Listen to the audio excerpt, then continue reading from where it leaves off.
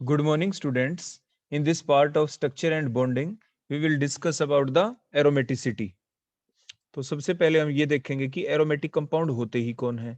तो aromatic compounds की definition ये है कि एरोमेटिक कंपाउंड वो होंगे जो अपनी chemical reactivity, chemical behaviour benzene की तरह शो करें और अपने आप को डिफरेंशिएट कर दें एलिफेटिक और एलिसाइक्लिक कंपाउंड से। एलिफेटिक कंपाउंड कौन होते हैं? जिसके अंदर सारे के सारे आपके कार्बन एटम चेन की फॉर्म में ही ना हो, जैसे कार्बन कार्बन कार्बन ऐसे हो। एलिसाइक्लिक कौन? जिसमें आपके जो कार्बन एटम हैं वो आपकी रिंग की फॉर्म में हो, लेकिन ये बेंजीन जैसे नहीं होंगे। एलिसाइक्लिक एलिसाइक्लिक मींस जिसके अंदर एलिफेटिक और साइक्लिक कंपाउंड दोनों के जो करेक्टर हैं वो मिक्सअप हो जाएं, वो आपके एलिसाइक्लिक कहलाते हैं। तो मींस ऐसे कंपाउंड जो बेंजीन रिंग से मैच करते हो, रिजेंबल करते हो in their chemical behaviour and differentiate themselves from aliphatic and the aromatic compound are called the aromatic compound. तो उन्हें आप एरोमेटिक कंपाउंड कह देते हैं। जैसे कौन? जैसे हमने ये स्ट्रक्चर बनाई आपके सामने बेंजीन की, तो ये तो बेंजीन हो गया। और कंपाउंड कौन हो गए? जैसे नेप्थलीन। ये जो नेप्थलीन है, जैसे बेंजीन है, ये इलेक्ट्रोफिलिक सब्स्टिट्यूशन रिएक्शन दिखाता है।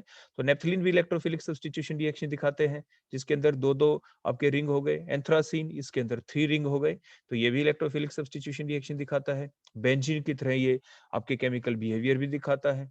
हक्कल रूल के अनुसार जो आगे हम पढ़ेंगे, आपके ये हक्कल रूल को सेटिस्फाई करते हैं, ये एरोमेटिक है। उसके बाद ये फेनेंथ्रीन, जिसके अंदर 3 रिंग जो है वो आपकी एक स्ट्रेट लाइन के अंदर नहीं है, तो ये फेनेंथ्रीन। एंथ्रासीन और फेनेंथ्रीन में यही डिफरेंस होता है कि एंथ्रासीन के अंदर 3 rings are present in the straight line and the phenanthrene the 2 rings are present in the straight line while the 1 ring is present at some angle। तो ये एग्जाम्पल हो गया आपके एरोमेटिक कंपाउंड्स के। उसके बाद हम देखेंगे कि एरोमेटिक जो कंपाउंड्स हैं उनकी मेन मेन प्रॉपर्टीज, उनकी करेक्टरिस्टिक्स क्या हैं। तो जो सबसे मेन प्रॉपर्टी है, मेन करेक्टरिस्टिक्स है कि जो आपके एरोमेटिक कंपाउंड होते हैं उनके अंदर हाई डिग्री ऑफ अनसेचुरेशन होती है। अनसेचुरेशन मींस आपके सेचुरेटेड कंपाउंड तो कौन है? वो आपके एल्केन्स हैं, जो आपके सेचुरेटेड कंपाउंड की कैटेगरी में आ जाते हैं। वो कंपाउंड जहां पे आपको सिर्फ कार्बन कार्बन कार्बन के बीच में सिंगल सिंगल सिंगल बॉन्ड दिखाई दे और कोई रिंग भी ना दिखाई दे, तो इट मीन्स वो जो कंपाउंड होते हैं वो आपके सेचुरेटेड कंपाउंड की कैटेगरी के अंदर आ जाते हैं। क्योंकि जब रिंग भी बनता है तो उसकी वजह से, जैसे साइक्लोप्रोपेन आ गया, तो बॉन्ड पेयर रिपल्शन की वजह से उनके अंदर भी कुछ रिएक्टिविटी तो फिर भी आई जाती है। तो जो लीस्ट रिएक्टिव हमारे कंपाउंड हैं वो आपके एल्केन्स होते हैं, क्योंकि उनके अंदर कोई भी रिएक्टिव पॉइंट होता ही नहीं, उसके अंदर कोई भी अनसेचुरेशन नहीं होती। तो वो हम मॉलिक्यूलर फार्मूले से कंपेयर कर सकते हैं कि हमें पता होना चाहिए कि जो आपके एल्केन्स हैं उनका जनरल फार्मूला क्या है। अगर एल्केन का हमें जनरल फार्मूला पता चल जाए और फिर हम दूसरा जो कंपाउंड उसके फार्मूले के साथ उसको कंपेयर कर लेंगे। जैसे इसी चीज का पता लगाने के लिए एक टर्म भी यूज करते हैं केमिस्ट्री के अंदर, उसे कहते हैं इंडेक्स ऑफ हाइड्रोजन डेफिशिएंसी या hydrogen deficiency index. For example देखो, ये हमने हेक्सेन की स्ट्रक्चर ड्रा की अभी आपके सामने, आपने देखा, जिसके अंदर जो 6 के 6 कार्बन है, 6 कार्बन एटम जो है वो चेन की फॉर्म में है। आप देख सकते हैं, देखो CH3 single bond, CH2 single bond, देखो ये CH2 एंड सोन, ये आपकी देखो C6H14, देखो इसका क्या है?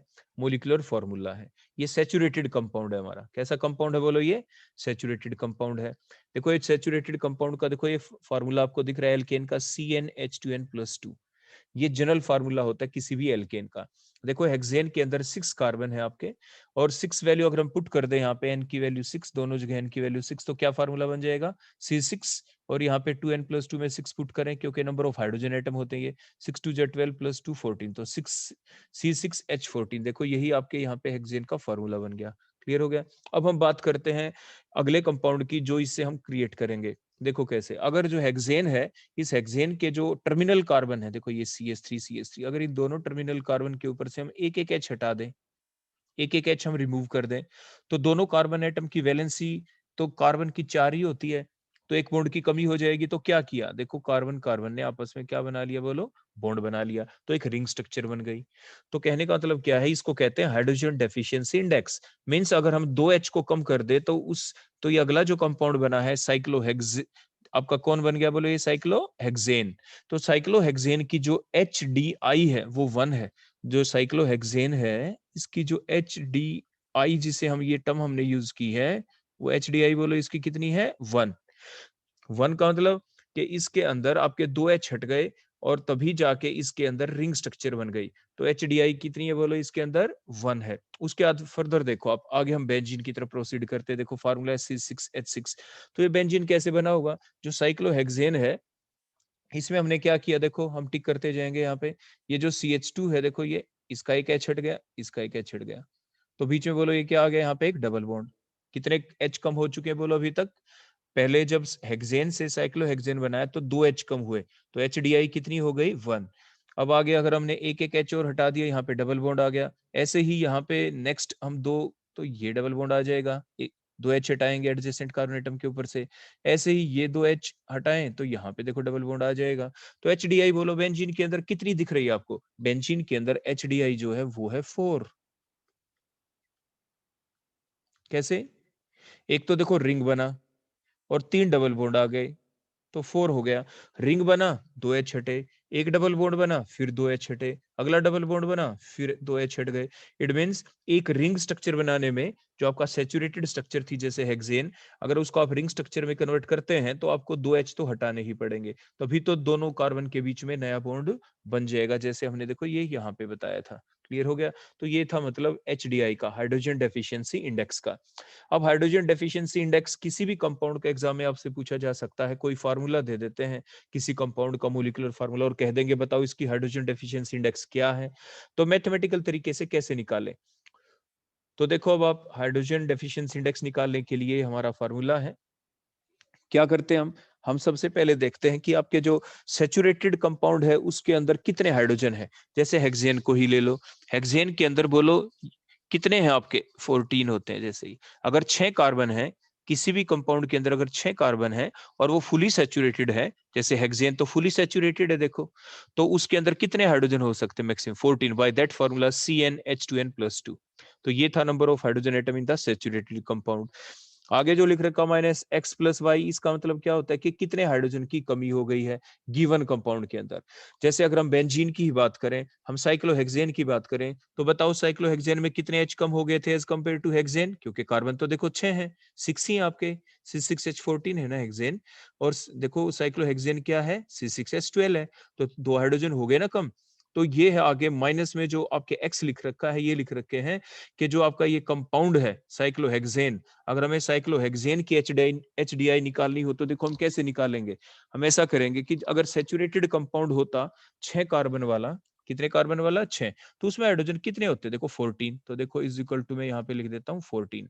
अगर मैं HDI बोलो किसकी निकालू यहाँ पे, अगर मैं HDI निकालनी पड़ जाए मेरे को C6H12 की कोई कहे, तो इस फार्मूले के बेसिस पे हो गया ना, number of hydrogen atom in the saturated compound 14 लिख दिया, माइनस X क्या है, इसमें H कितने हैं गिवन कंपाउंड में, गिवन कंपाउंड में H तो 12 है, C6 देखो H12 divided by 2 is equal to क्या आ गया, 2/2 इज इक्वल टू 1। HDI कितनी हो गई, 1 हो गई। तो जो HDI है साइक्लोहेक्सेन की बोलो वो कितनी है, वो 1 है, बोलो कितनी है उसकी 1। अब देखो मैं इसी टाइप से जो HDI है आपको निकाल के दिखाता हूँ बेंजीन की, देखो C6H6 की, अब ध्यान से देखना। तो देखो 6 कार्बन वाला कंपाउंड अगर कोई होता सैचुरेटेड, तो वो कौन होता, बेंजीन के 6 कार्बन वाला, वो हेक्सेन होता है। तो उसमें बोलो कितने H होते हैं हेक्सेन में, तो 14, माइनस ये जो X है ये क्या है, आपके जो गिवन कंपाउंड है, गिवन कंपाउंड HDI हम बेंजीन की निकालना चाहते हैं, बोलो इसमें H कितने हैं, 6 हैं, तो 14 - 6 divided by 2 is equal to 8/2 is equal to कितना हो गया 4। तो जो HDI है बेंजीन की बोलो कितनी है, 4, वो दिख भी रही है। तो 1 HDI तो किसकी वजह से है, 1 तो है 1 रिंग की वजह से, और 3 HDI बोलो किसकी वजह से बना, क्योंकि इसके अंदर 3 डबल बॉन्ड है। क्लियर हो गया ना प्रूव इस टाइप से। तो इस टाइप से हम क्या निकाल सकते हैं किसी भी कंपाउंड की HDI, मोलिकुलर फार्मूला को देखो यूज करते हुए, हमने C6H6 पेपर में दे दें और कह दे बताओ बेंजीन की HDI क्या है, C6H12 दे दें। ये तो देखो नॉन कंपाउंड आपके सामने, कोई अननोन कंपाउंड भी हम लेंगे और उसकी भी इसी तरीके से हम HDI आपको निकाल के दिखाएंगे। क्लियर हो गया। तो ये था HDI की सेंस। अब हम इसका मैथमेटिकल फार्मूला फर्दर बनाएंगे यहाँ पे कि नंबर ऑफ जो H एटम है देखो वो कितने होते हैं किसी भी कंपाउंड के अंदर। तो देखो अब आगे हमने क्या लिखा है, देखो number of H atom in the saturated compound. तो सैचुरेटेड जो कंपाउंड का फार्मूला क्या होता है, CnH2n+2। बोलो H कितने होते हैं, H के नीचे क्या लिखा दिख रहा है, 2n+2। तो इसलिए देखो number of hydrogen atom in saturated compound बोलो कितने होते हैं, 2n प्लस में 2। माइनस में जो X है ये क्या है, अभी आपको बताया गया था। X तो क्या होते हैं बोलो, आपके नंबर ऑफ हाइड्रोजन एटम, और Y क्या होंगे आगे हम अभी आपको डिस्कस करेंगे, वो नाइट्रोजन एटम के बारे में होता है। तो ये जनरल फार्मूला बन जाता है। अब देखो हमने यहाँ पे आप ध्यान से देखो n क्या है, n देखो जो n है, n है ये जो स्मॉल n जो हमने लिख रखा है, ये है नंबर ऑफ कार्बन एटम। मतलब जो हमने फार्मूला लिखा 2n+2, इसमें n की जगह हम यहाँ पे c भी लिख सकते हैं, बिकॉज बोथ आर सेम। क्योंकि जो n है यहाँ पे वो किसको रिप्रेजेंट कर रहा है, इस जनरल फार्मूले के अंदर जो n है वो रिप्रेजेंट कर रहा है नंबर ऑफ कार्बन एटम कितने हैं। तो 2c+2 लिख दिया, आगे वही सेम रहा, -x प्लस में y/2। अब ये x और y क्या है, देखो x तो है यहाँ पे नंबर ऑफ H एटम, कोई भी जो फार्मूला दे देंगे आपको, जैसे हेक्सेन का C6H14 होता है, साइक्लोहेक्सेन का C6H12 होता है, बेंजीन का C6H6 होता है। तो उस फार्मूले के अंदर आपको कितने H दिख रहे हैं, कितने H आपको उस फार्मूले में गिवन कंपाउंड में दिख रहे हैं वो, या X एटम, अगर किसी कंपाउंड में हेलोजन है तो वो देख लो। तो ये जो X होता है ये हमें टोटल क्या बताता है कि कितने H हैं और कितने X हैं, तो वो हमें माइनस करने पड़ते हैं। प्लस प्लस करना पड़ता है y क्या, अगर किसी कंपाउंड के अंदर अगर नाइट्रोजन एटम भी है तो हमें n को क्या करना पड़ता है, ऐड करना पड़ता है। वो आप आगे एग्जाम्पल के बेसिस पे बड़ी आराम से समझ भी पाएंगे, एग्जाम्पल ले लेंगे हम। अब देखो एग्जाम्पल लिया हमने, देखो बेंजीन का C6H6 का, इसकी HDI निकालते हैं जैसे अभी आपको बताया गया था। तो देखो फार्मूला हमारा बन चुका था 2c+2, और माइनस में नंबर ऑफ हाइड्रोजन एटम करने होते हैं डिवाइड बाय 2। तो देखो बेंजीन में कितने हैं कार्बन, 6 हैं, तो 6 वैल्यू पुट कर दो सी की जगह यहाँ पे। तो 6×2 = 12 + 2 14, देखो माइनस में 6, क्योंकि गिवन जो कंपाउंड है बेंजीन इसमें तो 6 ही हाइड्रोजन थे, डिवाइड बाय 2 = 4, तो HDI 4 आ गई।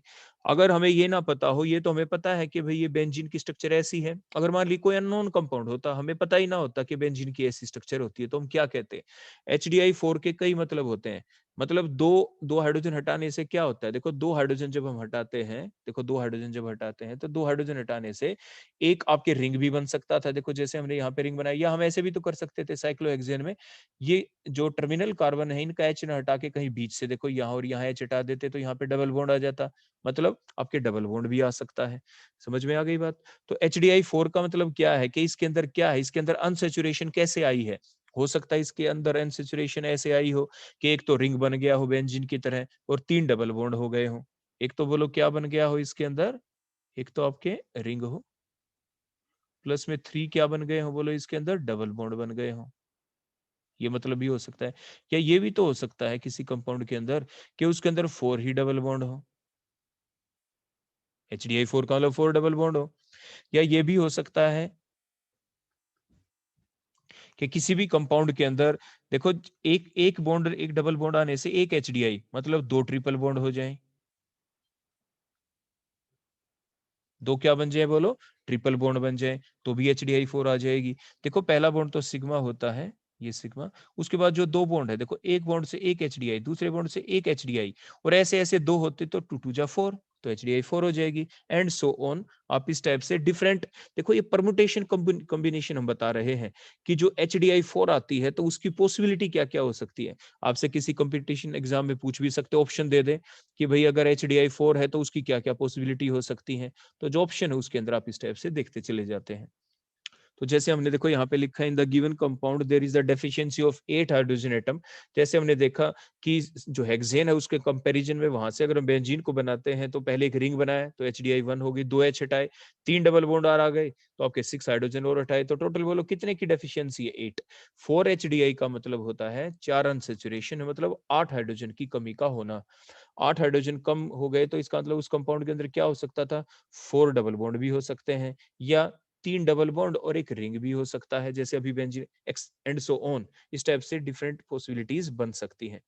नेक्स्ट हम देखेंगे और एग्जांपल की हेल्प से, मान लीजिए हम C2H6 लिख दें, तो अब आप ध्यान से सोचो और बताओ इसकी HDI क्या होनी चाहिए। देखो हमने उसी टाइप से फार्मूला लिखा हमारा 2c+2 माइनस में x, x क्या थे, number of hydrogen atom in the given compound. Carbon बोलो इसमें कितने हैं, दो ही हैं, तो दो है, तो बोलो हमने क्या लिखेंगे बोलो यहाँ पे, c की जगह 2, 2 2 जा 4 + 2 बोलो कितना आ गया, ये 6 आ गया देखो यहाँ पे। और गिवन कंपाउंड में हाइड्रोजन कितने, वो भी 6 है, तो -6। Divide by 2 is equal to 0।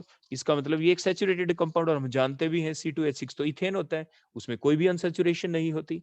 तो HDI बोलो कितनी हो गई, 0, मींस उसमें कोई भी डबल बॉन्ड नहीं है, वो रिंग स्ट्रक्चर नहीं है। तो देखो ये प्रूव भी हो गया इस फार्मूले के बेसिस के ऊपर।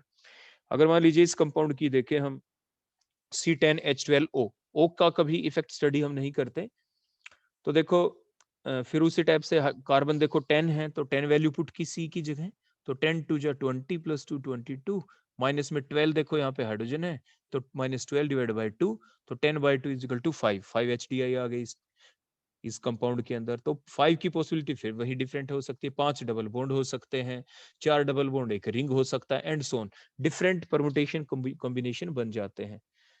इसके बाद नेक्स्ट कंपाउंड लेते हैं, देखो C9H11Br, हमने बताया था ना कि किसी कंपाउंड में कितने H हैं कितने Br हैं उनको ऐड करना पड़ता है। तो देखो अब इसके अंदर हमने क्या किया बोलो, कितने हैं बोलो, कार्बन 9 है, तो 9 टू जा 18 प्लस 2 ये तो 20 हो गया। हाइड्रोजन कितने हैं बोलो इसके अंदर, 11, तो -11। हेलोजन कितने हैं, 1, तो -1 डिवाइड बाय 2, आंसर आ गया 4। नेक्स्ट देखते एग्जांपल C10H14, उसी टाइप से देखो कार्बन 10 है, तो 10 टू जा 20 22, और इसके अंदर हाइड्रोजन देखो 14 है, तो -x की जगह 14 डिवाइड बाय 2, आंसर आ गया 4। तो HDI इसके अंदर भी 4 है। नेक्स्ट देखो C5H8, C5H8 में देखे कार्बन बोलो कितने हैं इसके अंदर, 5, तो 5 वैल्यू पुट की सी की जगह, 5 टू जा 10 और 2 12, और हाइड्रोजन है इसमें 8, तो 8 पुट किया, तो आंसर आ गया 2। तो इस टाइप से HDI इस कंपाउंड की 2 है। नेक्स्ट देखते हैं C9H12 के अंदर, आपने कार्बन 9 है, तो कार्बन की जगह 9 पुट किया, 9 टू जा 18 प्लस 2 20 हो गया। इसके अंदर हाइड्रोजन देखो 12 है, तो 12 किया यहाँ पे put, 12 minus 20 minus 12 divide by 2, फिर आपका 4 आ गया आंसर। लास्ट देखते हैं C4H6, इसमें देखो कार्बन आपके 4 है, तो पुट किया 4 इस फार्मूले के अंदर, 4 टू जा 8 और 2 10, माइनस में 6 हाइड्रोजन है, तो माइनस में 6 डिवाइड बाय 2, आंसर आ गया 2। तो इस टाइप से देखो आपने HDI निकालनी सीख ली। अगर किसी कंपाउंड के फार्मूले में अगर N होता, किसी कंपाउंड के फार्मूले में क्या होता, N, तो जहां पे ये -x किया है ना, ये माइनस, ये तो इतना ही रहता, प्लस में y कर देते। किसी कंपाउंड में 2 नाइट्रोजन है, तो x के साथ में प्लस में 2 कर देते, वो चीज आप ऐड कर देते हैं। अगर कोई आपके पास ऐसा एग्जांपल हो तो आप लेके देख सकते हैं। तो ये था हमारा पहला पॉइंट, प्रॉपर्टीज जो हम देख रहे थे आपके एरोमेटिक कंपाउंड्स की, कि उनके अंदर अनसैचुरेशन होती है, और अनसैचुरेशन होती है तो जो HDI हम कैसे निकालें, तो वो भी आपको बता दिया। सेकंड पॉइंट आ जाता है कि जो आपके एरोमेटिक जो कंपाउंड्स होते हैं, उनके अंदर जैसे अभी हमने बेंजीन में, नेप्थलीन में देखा, दे have the conjugated double bonds. Conjugated का मतलब अल्टरनेट पोजीशन के ऊपर होते हैं आपके डबल बॉन्ड, जिसकी वजह से उस कंपाउंड के अंदर एक्स्ट्रा स्टेबिलिटी आ जाती है, और एक्स्ट्रा स्टेबिलिटी आने की वजह से वो नहीं चाहते कि हमारे डबल बॉन्ड टूटे। जैसे फॉर एग्जांपल देखो ये बेंजीन लिया हमने, बेंजीन के अंदर आप देखें double single double single double, आपको अल्टरनेट पोजीशन के ऊपर डबल बॉन्ड दिख रहे हैं, तो मीन्स ये अंडर मूवमेंट रहते हैं। जो आपके पाई बॉन्ड्स के जो इलेक्ट्रॉन होते हैं, पाई बॉन्ड के जो इलेक्ट्रॉन्स होते हैं क्या रहते हैं, दे आर अंडर मूवमेंट, यानी ये एक पोजीशन से दूसरी पोजीशन पे, दूसरी पे तीसरी, and so on, they are under movement.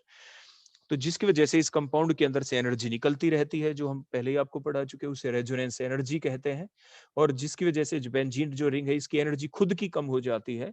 Resonance energy क्या होती है, रिलीज्ड एनर्जी, जो एनर्जी बाहर निकल गई, तो खुद की एनर्जी बेंजीन की क्या हो गई, कम, और ये हो गया स्टेबल। क्यों हुआ स्टेबल, इसी वजह से, क्योंकि इसमें पाई जो बॉन्ड के इलेक्ट्रॉन है उनकी डीलोकेलाइजेशन होती रहती है, they are continuously in movement, वो मूवमेंट में रहते हैं, घूमते रहते हैं, एनर्जी निकलती रहती है, और जिसकी वजह से बेंजीन रिंग को एक्स्ट्रा स्टेबिलिटी मिलती रहती है।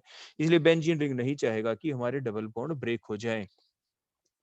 तो देखो अगर हम एडिशन रिएक्शन करना चाहते हैं बेंजीन रिंग के अंदर, तो एडिशन रिएक्शन का मतलब क्या होता है, कुछ ऐड करना। फॉर एग्जांपल हाइड्रोजन ऐड कैसे होगा, ऐड तो तभी होगा जो बेंजीन के अंदर मान लीजिए एक 1 मोल ऐड करना चाहते हैं हम हाइड्रोजन का, तो 1 मोल जो ऐड होगा तो उसमें क्या दिखाएंगे हम, कि भाई आपके जो ये डबल बॉन्ड है, इस डबल बॉन्ड का क्या होगा, ये जो इलेक्ट्रॉन होते हैं देखो 1 और 1 2 पाई बॉन्ड के इलेक्ट्रॉन, देखो मैंने यहाँ भी दिखा दी, एक इलेक्ट्रॉन एक इलेक्ट्रॉन, ये H अपना एक इलेक्ट्रॉन लेके आया, ये H अपना एक इलेक्ट्रॉन लेके आया, तभी तो ये बॉन्ड बना होगा। इट मींस जो एक पाई बॉन्ड है वो ब्रेक हो गया। ब्रेक होने से क्या इस कंपाउंड के अंदर कंटिन्यूटी में अब पाई बॉन्ड के इलेक्ट्रॉन की साइकिल रिंग के अंदर उसी टाइप से डिलोकेलाइजेशन होगी, नहीं, देखो डबल सिंगल डबल, आगे तो देखो सिंगल, ये सिंगल और ये सिंगल हो गया। तो इट मींस जो कंपाउंड है वो अब अनस्टेबल हो चुका है। मींस जो आपके ये कंपाउंड होते हैं एरोमेटिक कंपाउंड, जिनके अंदर कंजुगेशन होती है, अल्टरनेट डबल बॉन्ड होते हैं, so they are resistant to addition reaction, they are resistant to oxidation reaction, ये एडिशन रिएक्शन नहीं दिखाएंगे। इस टाइप की रिएक्शन नहीं दिखाएंगे क्योंकि इससे इनको अनस्टेबिलिटी मिलती है।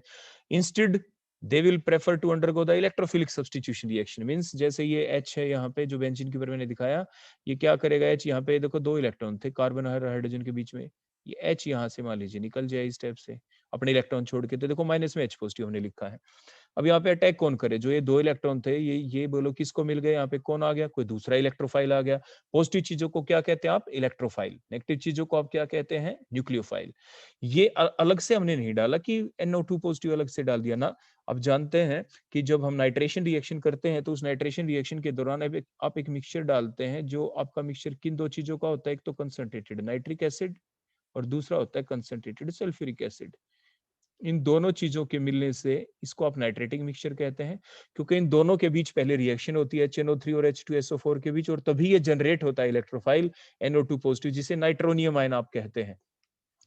तो H पॉजिटिव एक जितनी भी इलेक्ट्रोफिलिक सब्स्टिट्यूशन रिएक्शन होंगी, इनका मैकेनिज्म आप आगे जाके पढ़ेंगे, तो उसमें आप देखेंगे कि मैकेनिज्म के दौरान ये जो H पॉजिटिव है ये एक वीक इलेक्ट्रोफाइल है, इसको रिप्लेस कौन करता है, कोई स्ट्रॉन्ग इलेक्ट्रोफाइल। देखो किसी वीक को कौन रिप्लेस कर सकता है, सिर्फ स्ट्रॉन्ग वन। तो H पॉजिटिव एक वीक इलेक्ट्रोफाइल है, ये हट जाएगा यहाँ से, अपने इलेक्ट्रॉन छोड़ के चला जाएगा, और कौन आ गया बोलो यहाँ पे NO2 जो पॉजिटिव, जो नाइट्रोनियम आयन है, जो एक स्ट्रॉन्ग इलेक्ट्रोफाइल है। और इस टाइप से आपने देखा इसके दौरान अगर हम सब्स्टिट्यूशन रिएक्शन करते हैं तो आपके जो ये जो अल्टरनेट पोजीशन पे double bond double bond double bond थे, ये आपके मेंटेन रहे, आपके जो स्टेबिलिटी थी वो डिक्रीज नहीं हुई बेंजीन रिंग की। क्लियर हो गया। तो इस टाइप से आपने देखा कि ये इलेक्ट्रोफिलिक सब्स्टिट्यूशन रिएक्शन दिखाते हैं। तो ये सब्स्टिट्यूशन हुई है, यहाँ पे H हट गया NO2 लग गया। इलेक्ट्रोफिलिक क्यों, क्योंकि जो आपको साफ साफ दिख रहा है जो बेंजीन रिंग है, इस बेंजीन रिंग के ऊपर आपको दिख रहा है कि दे have the high pi electron density, इसके पास काफी इलेक्ट्रॉन डेंसिटी है, बहुत ज्यादा। तो हाई पाई इलेक्ट्रॉन, इलेक्ट्रॉन का मतलब नेगेटिव चार्ज डेंसिटी बहुत ज्यादा है। तो बेंजीन रिंग के ऊपर नेगेटिव चार्ज डेंसिटी ज्यादा है, तो बेंजीन रिंग के ऊपर कौन करेगा अटैक, नेगेटिव चीज के ऊपर कौन करेगा अटैक, कोई पॉजिटिव चीज। पॉजिटिव कौन है, जैसे ये नाइट्रोनियम इलेक्ट्रोफाइल। तो इसलिए बेंजीन कौन सी रिएक्शन दिखाता है, ये दिखाता है इलेक्ट्रोफिलिक रिएक्शन। सब्स्टिट्यूशन क्यों दिखाई, क्योंकि इसके दौरान जो आपका सिस्टम था उसके अंदर जो अल्टरनेट पोजीशन के ऊपर डबल सिंगल मीन जिसे एरोमेटिसिटी भी आप कहेंगे, तो यानी एरोमेटिक करेक्टर बेंजीन रिंग का मेंटेन रहता है, कंपाउंड एरोमेटिक बना रहता है, इसमें रिंग के अंदर डबल सिंगल जो सिस्टम है वो बना रहता है, इसलिए तो सब्स्टिट्यूशन होती है। और बेंजीन के ऊपर बहुत ज्यादा नेगेटिव चार्ज डेंसिटी है पाई बॉन्ड के इलेक्ट्रॉन होने की वजह से, इसलिए इलेक्ट्रोफाइल अटैक करता है, इसलिए बेंजीन दिखाता है इलेक्ट्रोफिलिक सब्स्टिट्यूशन रिएक्शन। जैसे नाइट्रेशन आपने देखी, ऐसे ही आपकी सल्फोनेशन हो सकती है, halogenation, Friedel Crafts alkylation, Friedel Crafts acylation, जो आप आगे जाके पढ़ते हैं। तो ये थी सेकंड प्रॉपर्टी किसी की भी कंपाउंड के लिए जरूरी, जो कि एरोमेटिसिटी होने के लिए जरूरी है। उसके अंदर कोई कंपाउंड एरोमेटिक है तो उसके अंदर ये खास बात आपको देखने को मिलती है। नेक्स्ट पॉइंट आ जाता है कि जो आपके ये एरोमेटिक कंपाउंड होते हैं, they have high thermodynamic stability, they have high thermodynamic stability, वो बहुत ज्यादा स्टेबल होते हैं। और वो किस चीज से पता चला कि वो स्टेबल है, देखो वैसे तो हमें पता ही है कि किस बेसिस के ऊपर, देखो आपके पास एक बेंजीन रिंग है, देखो आपने देखा इसके अंदर अभी आपने देखा जो पाई इलेक्ट्रॉन है इनकी क्या होती रहती बोलो, डीलोकेलाइजेशन होती रहती, देखो इस टाइप से पाई बॉन्ड के इलेक्ट्रॉन की क्या होती रहती बोलो, डीलोकेलाइजेशन। और जब पाई बॉन्ड के इलेक्ट्रॉन की डीलोकेलाइजेशन होती है तो डबल बॉन्ड की पोजीशन चेंज हो गई, उस प्रोसेस को आप रेजोनेंस कहते हैं, जिससे आप बेंजीन रिंग को एक से ज्यादा स्ट्रक्चर से आप एक्सप्लेन करते हैं कि ये इन डिफरेंट फॉर्म्स के अंदर क्या रह सकती है बोलो, एग्जिस्ट कर सकती है। कि मींस अगर इसके डबल बॉन्ड यहाँ की बजाय हमने मूव करके दिखाया, डबल बॉन्ड यहाँ आ गया, ये डबल बॉन्ड यहाँ पे आ गया, ये यहाँ पे आ गया, तो इस प्रोसेस के दौरान रेजोनेंस कहते हैं इसे। इस प्रोसेस के दौरान कुछ एनर्जी रिलीज हुई जिसे कहते हैं रेजोनेंस एनर्जी। तो इसकी हाई रेजोनेंस एनर्जी होती है, रिलीज्ड एनर्जी ज्यादा हो जाती है, जिसकी वजह से इसकी खुद की एनर्जी क्या हो गई बोलो, लेस लेस हो गई खुद की एनर्जी, क्योंकि निकल गई एनर्जी, जिसकी वजह से मोर स्टेबल हो गया। तो ये जो बेंजीन रिंग होता है ये ज्यादा स्टेबल होता है रेजोनेंस की वजह से, और इसकी एनर्जी खुद की कम होती है। अगर अब हम देखो इस बेंजीन के अंदर अगर अब हम हाइड्रोजनेशन कर दे, जैसे ऊपर हमने बताया था, वैसे तो होगा ही नहीं, ऐसा हो नहीं सकता, अंडर नॉर्मल कंडीशन ऐसा नहीं होगा, तो हमें विग्रस कंडीशन लगानी पड़ती है, means high temperature high pressure catalyst हम डालते हैं, जैसे निकिल प्लेटिनम कैटलिस्ट डाल देते हैं, 573 से 673 केल्विन टेम्परेचर भी हम कर देते हैं, प्रेशर लगाते हैं, तब जाके बड़ी मुश्किल से रिएक्शन होती है। तो मान लो ये हो गई, उसके दौरान अब क्या देखा गया, बेंजीन रिंग की तो पहले से ही कम एनर्जी है, बेंजीन रिंग की तो पहले से ही बेंजीन रिंग के पास खुद की कम एनर्जी है, क्योंकि वो एनर्जी तो पहले ही निकल चुकी है रेजोनेंस के दौरान। अब क्या होगा, जब हाइड्रोजनेशन चलती है तो प्लस में जो एनर्जी भी निकलेगी उसे कहते हैं heat of hydrogenation. The amount of the energy released, the amount of the energy released when आपके 1 mole of the benzene ring get hydrogenated. आपका जो 1 मोल बेंजीन है, जब हम उसको हाइड्रोजनेट कर देते हैं, उसमें हाइड्रोजन ऐड कर देते हैं, तो उसको कहते हैं हीट ऑफ हाइड्रोजनेशन। तो 1 मोल बेंजीन को हाइड्रोजनेट करने के लिए बोलो कितने मोल हाइड्रोजन की जरूरत पड़ेगी, 3 मोल हाइड्रोजन की, क्योंकि इसमें 3 डबल बॉन्ड है। तो जो एनर्जी निकलती है ना, वो कम पाई गई। कम क्यों निकली, क्योंकि मान लीजिए बेंजीन रिंग की एनर्जी होती मान लीजिए 100 जूल, तो उसमें से कुछ नहीं, अब इसकी मान लीजिए है ही इसकी 50 जूल, तो 50 में से तो कम ही निकलेगी एनर्जी, क्योंकि because benzene ring already have the very less energy due to the resonance process. तो यानी इसकी कम एनर्जी है। तो इससे ये प्रूव हुआ कि जो बेंजीन रिंग है इसकी हाई थर्मोडायनेमिक स्टेबिलिटी है, क्योंकि जो चीज पहले से ही स्टेबल है उसको और एक्स्ट्रा स्टेबिलिटी हमें क्या मिलेगी। ठीक हो गया ना। तो हर चीज यूनिवर्स में बोलो क्या होना चाहती है, स्टेबल होना चाहती है, और energy is inversely proportional to हमेशा क्या होती है, बोलो स्टेबिलिटी होती है। तो ये चीज आप ध्यान रख लेते हैं। तो जो बेंजीन रिंग है उसकी जो हीट ऑफ हाइड्रोजनेशन होती है वो क्या होती है, कम होती है। तो इससे प्रूव चला के ये जो बेंजीन रिंग है ऑलरेडी स्टेबल है। नेक्स्ट पॉइंट, जितने भी आपके जो एरोमेटिक कंपाउंड होते हैं वो क्या क्या हो सकते हैं, दे विद 5 मेंबर रिंग, जैसे पायरोल। पायरोल को आप देखें, ये एरोमेटिक कंपाउंड है, ये एक 5 मेंबर रिंग है, आगे बताएंगे हम क्यों है ये। फ्यूरान को देखें, जिसमें ऑक्सीजन आ गई, ये फ्यूरान है, 5 मेंबर रिंग स्ट्रक्चर है, ये भी आपका एरोमेटिक कंपाउंड होता है। थायोफीन को देखें, इसमें सल्फर आ गया, क्या आ गया इसमें, सल्फर। देखो यहाँ पे एक ये एच हटा देना, ये यहाँ पे गलती से एच लग गया दोनों ही केसेस के अंदर, क्योंकि ऑक्सीजन 2 ही बॉन्ड बनाता है, सल्फर भी 2 ही बॉन्ड बनाएगा यहाँ पे। तो ये फ्यूरान की स्ट्रक्चर अब ठीक हो गई, ये थायोफीन हो गया। उसके बाद ये पिरिडिन को देखें, ये 6 मेंबर रिंग है। उसके बाद आप इसको देखें, साइक्लोहेप्टाट्राइइनाइल कैटायन, इसको आप देखें। तो ये जो सारे कंपाउंड है ये सारे के सारे एरोमेटिक हैं, these all compounds are aromatic. तो दीज आर दी प्रॉपर्टीज, ये आपके किसी भी कंपाउंड की, यानी कोई कंपाउंड अगर एरोमेटिक है तो उसके अंदर क्या क्या खास गुण होने चाहिए, क्या क्या कैरेक्टरिस्टिक्स होनी चाहिए, क्या क्या प्रॉपर्टी होनी चाहिए, वो चीज अभी तक हमने डिस्कस की। नेक्स्ट पॉइंट हमारा आ जाता है कि जो ये डिफरेंट स्टडीज हैं like x ray, electron diffraction studies method, उनसे पता चला कि जितने भी मोलिक्यूल्स होते हैं जो एरोमेटिक थे ये कंपाउंड, ये ऑलमोस्ट फ्लैट होते हैं, ये प्लेनर स्ट्रक्चर होती है इनकी। नेक्स्ट हम देखेंगे कि थ्योरीज अबाउट द एरोमेटिसिटी, कि एरोमेटिसिटी को प्रूव करने के लिए अलग अलग साइंटिस्ट ने अलग अलग टाइप की थ्योरी दी कि भाई अगर ये बात है तो वो एरोमेटिक है। किसी दूसरे साइंटिस्ट ने कहा ना अगर कोई इस तरह की बात होगी तो एरोमेटिक होगा। तो अब हम डिफरेंट साइंटिस्ट को देखेंगे कि टाइम टू टाइम जो अलग अलग डिस्कवरीज हुई उसके बेसिस के ऊपर क्या कहा गया अबाउट द एरोमेटिसिटी। तो first one is resonance theory. तो जो रेजोनेंस थ्योरी है वो जो देवार था साइंटिस्ट उसने दी, और उसने ये जो थ्योरी दी उसने क्या कहा, उसने ये कहा कि कोई भी जो कंपाउंड है वो एरोमेटिक, एरोमेटिक ध्यान दें मैं क्या कह रहा हूँ, एरोमेटिक, इसने शब्द यूज किया एरोमेटिक। कोई भी कंपाउंड एरोमेटिक सिर्फ तभी होगा अगर उस कंपाउंड के अंदर जितने भी एटम है, all the atom takes part in the single conjugated system. Single ही कंजुगेटेड सिस्टम होना चाहिए, means double single double single double single double single, ऐसे कंटिन्यूटी में आपका चलना चाहिए, क्रॉस ना चले, क्रॉसिंग ना हो। एंड दस दे have the high resonance energy. अगर ऐसे ही इलेक्ट्रॉन की मूवमेंट होगी, पाई बॉन्ड ऑल्टरनेट पोजीशन पे होंगे, double single double single double single, तो उसको रेजोनेंस प्रोसेस कहते हैं। और ऐसे अगर इलेक्ट्रॉन की मूवमेंट होगी तो बहुत ज्यादा एनर्जी निकलेगी, और उस एनर्जी को कहेंगे आप रेजोनेंस एनर्जी। तो जितने ज्यादा डबल बॉन्ड होंगे अल्टरनेट पोजीशन पे उतने ही ज्यादा एनर्जी क्या होगी, निकलेगी। So they have the high resonance energy according to the MGS Dewar. Example लेते हैं जैसे बेंजीन, इसके अंदर आप देखिए 3 डबल बॉन्ड है और इनकी मूवमेंट होती रहेगी। देखो double single double single double, आपको ये बिल्कुल साफ साफ दिख रहे हैं। तो इस तरह से पाई बॉन्ड के इलेक्ट्रॉन की बोलो क्या होती रहेगी इसमें, मूवमेंट। नेक्स्ट आप नेप्थलीन को देखें, नेप्थलीन में भी आप देख पा रहे हैं, देखो यहाँ पे ये डबल, ये सिंगल, फिर डबल, देखो ये डबल सिंगल फिर डबल फिर सिंगल फिर डबल फिर सिंगल फिर डबल फिर सिंगल फिर डबल। कई बार बच्चे ये कह देते हैं सर देखो ऐसा तो नहीं कि आपने देखो डबल, ये देखो ये जो बॉन्ड है यहाँ पे डबल, फिर ये सिंगल, फिर ये सिंगल तो आ गया। हमने कहा था ना कि अभी ऊपर हमने लिखा है they have the single conjugated system.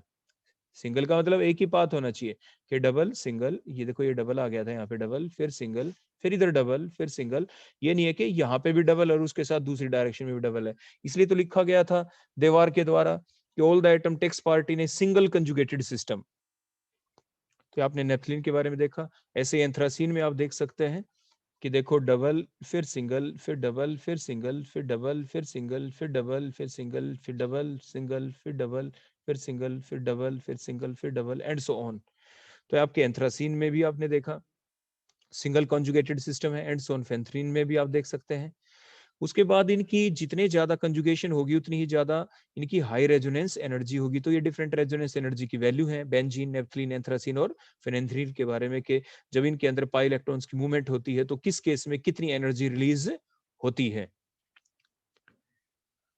और आपको ये जो डिफरेंस आपको पढ़ना हो के आपको दिखने में तो देखो ये दिखता है कि बेंजीन के अंदर देखो रेजोनेंस एनर्जी 151 है, तो आपका जो नेफ्थलीन है, नेफ्थलीन इसके अंदर एनर्जी 2 रिंग हो गए तो डबल हो जानी चाहिए, 151 प्लस 151 ऐसा। तो ये 255 ही क्यों है, अगले में 3 है तो ट्रिपल हो जाना चाहिए। तो इसकी एक्सप्लेनेशन अगर आपको अगर पढ़नी है अच्छे से तो मैंने, हमारा एक लेक्चर है आपकी मेरी प्ले लिस्ट के अंदर, पॉली न्यूक्लियर हाइड्रोकार्बन्स।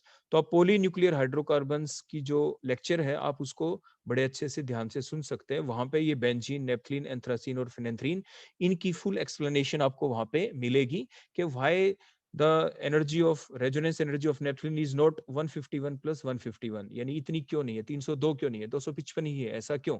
लेकिन आपके लिए यहाँ पे यही बेसिक चीज ध्यान रखनी ज्यादा जरूरी थी जो हमने बताया कि जितने ज्यादा डबल बॉन्ड होंगे उतनी ज्यादा एनर्जी निकलेगी। वो तो साफ साफ यहाँ पे क्लियर कट होते हुए आपको दिख ही रहा है कि किसके अंदर ज्यादा एनर्जी रिलीज होगी। जिसके अंदर जितने ज्यादा पाई बॉन्ड अल्टरनेट पोजीशन पे होंगे उतनी ज्यादा एनर्जी रिलीज हो जाएगी।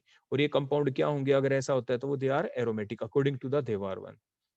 नेक्स्ट, अब इसमें कमी क्या रह गई, कमी ये रह गई कि इन्होंने ये कहा यहाँ पे कि कोई भी कंपाउंड ले लो आप और जिसमें आपको डबल सिंगल डबल बॉन्ड दिखाई देंगे ना वो एरोमेटिक होंगे ही।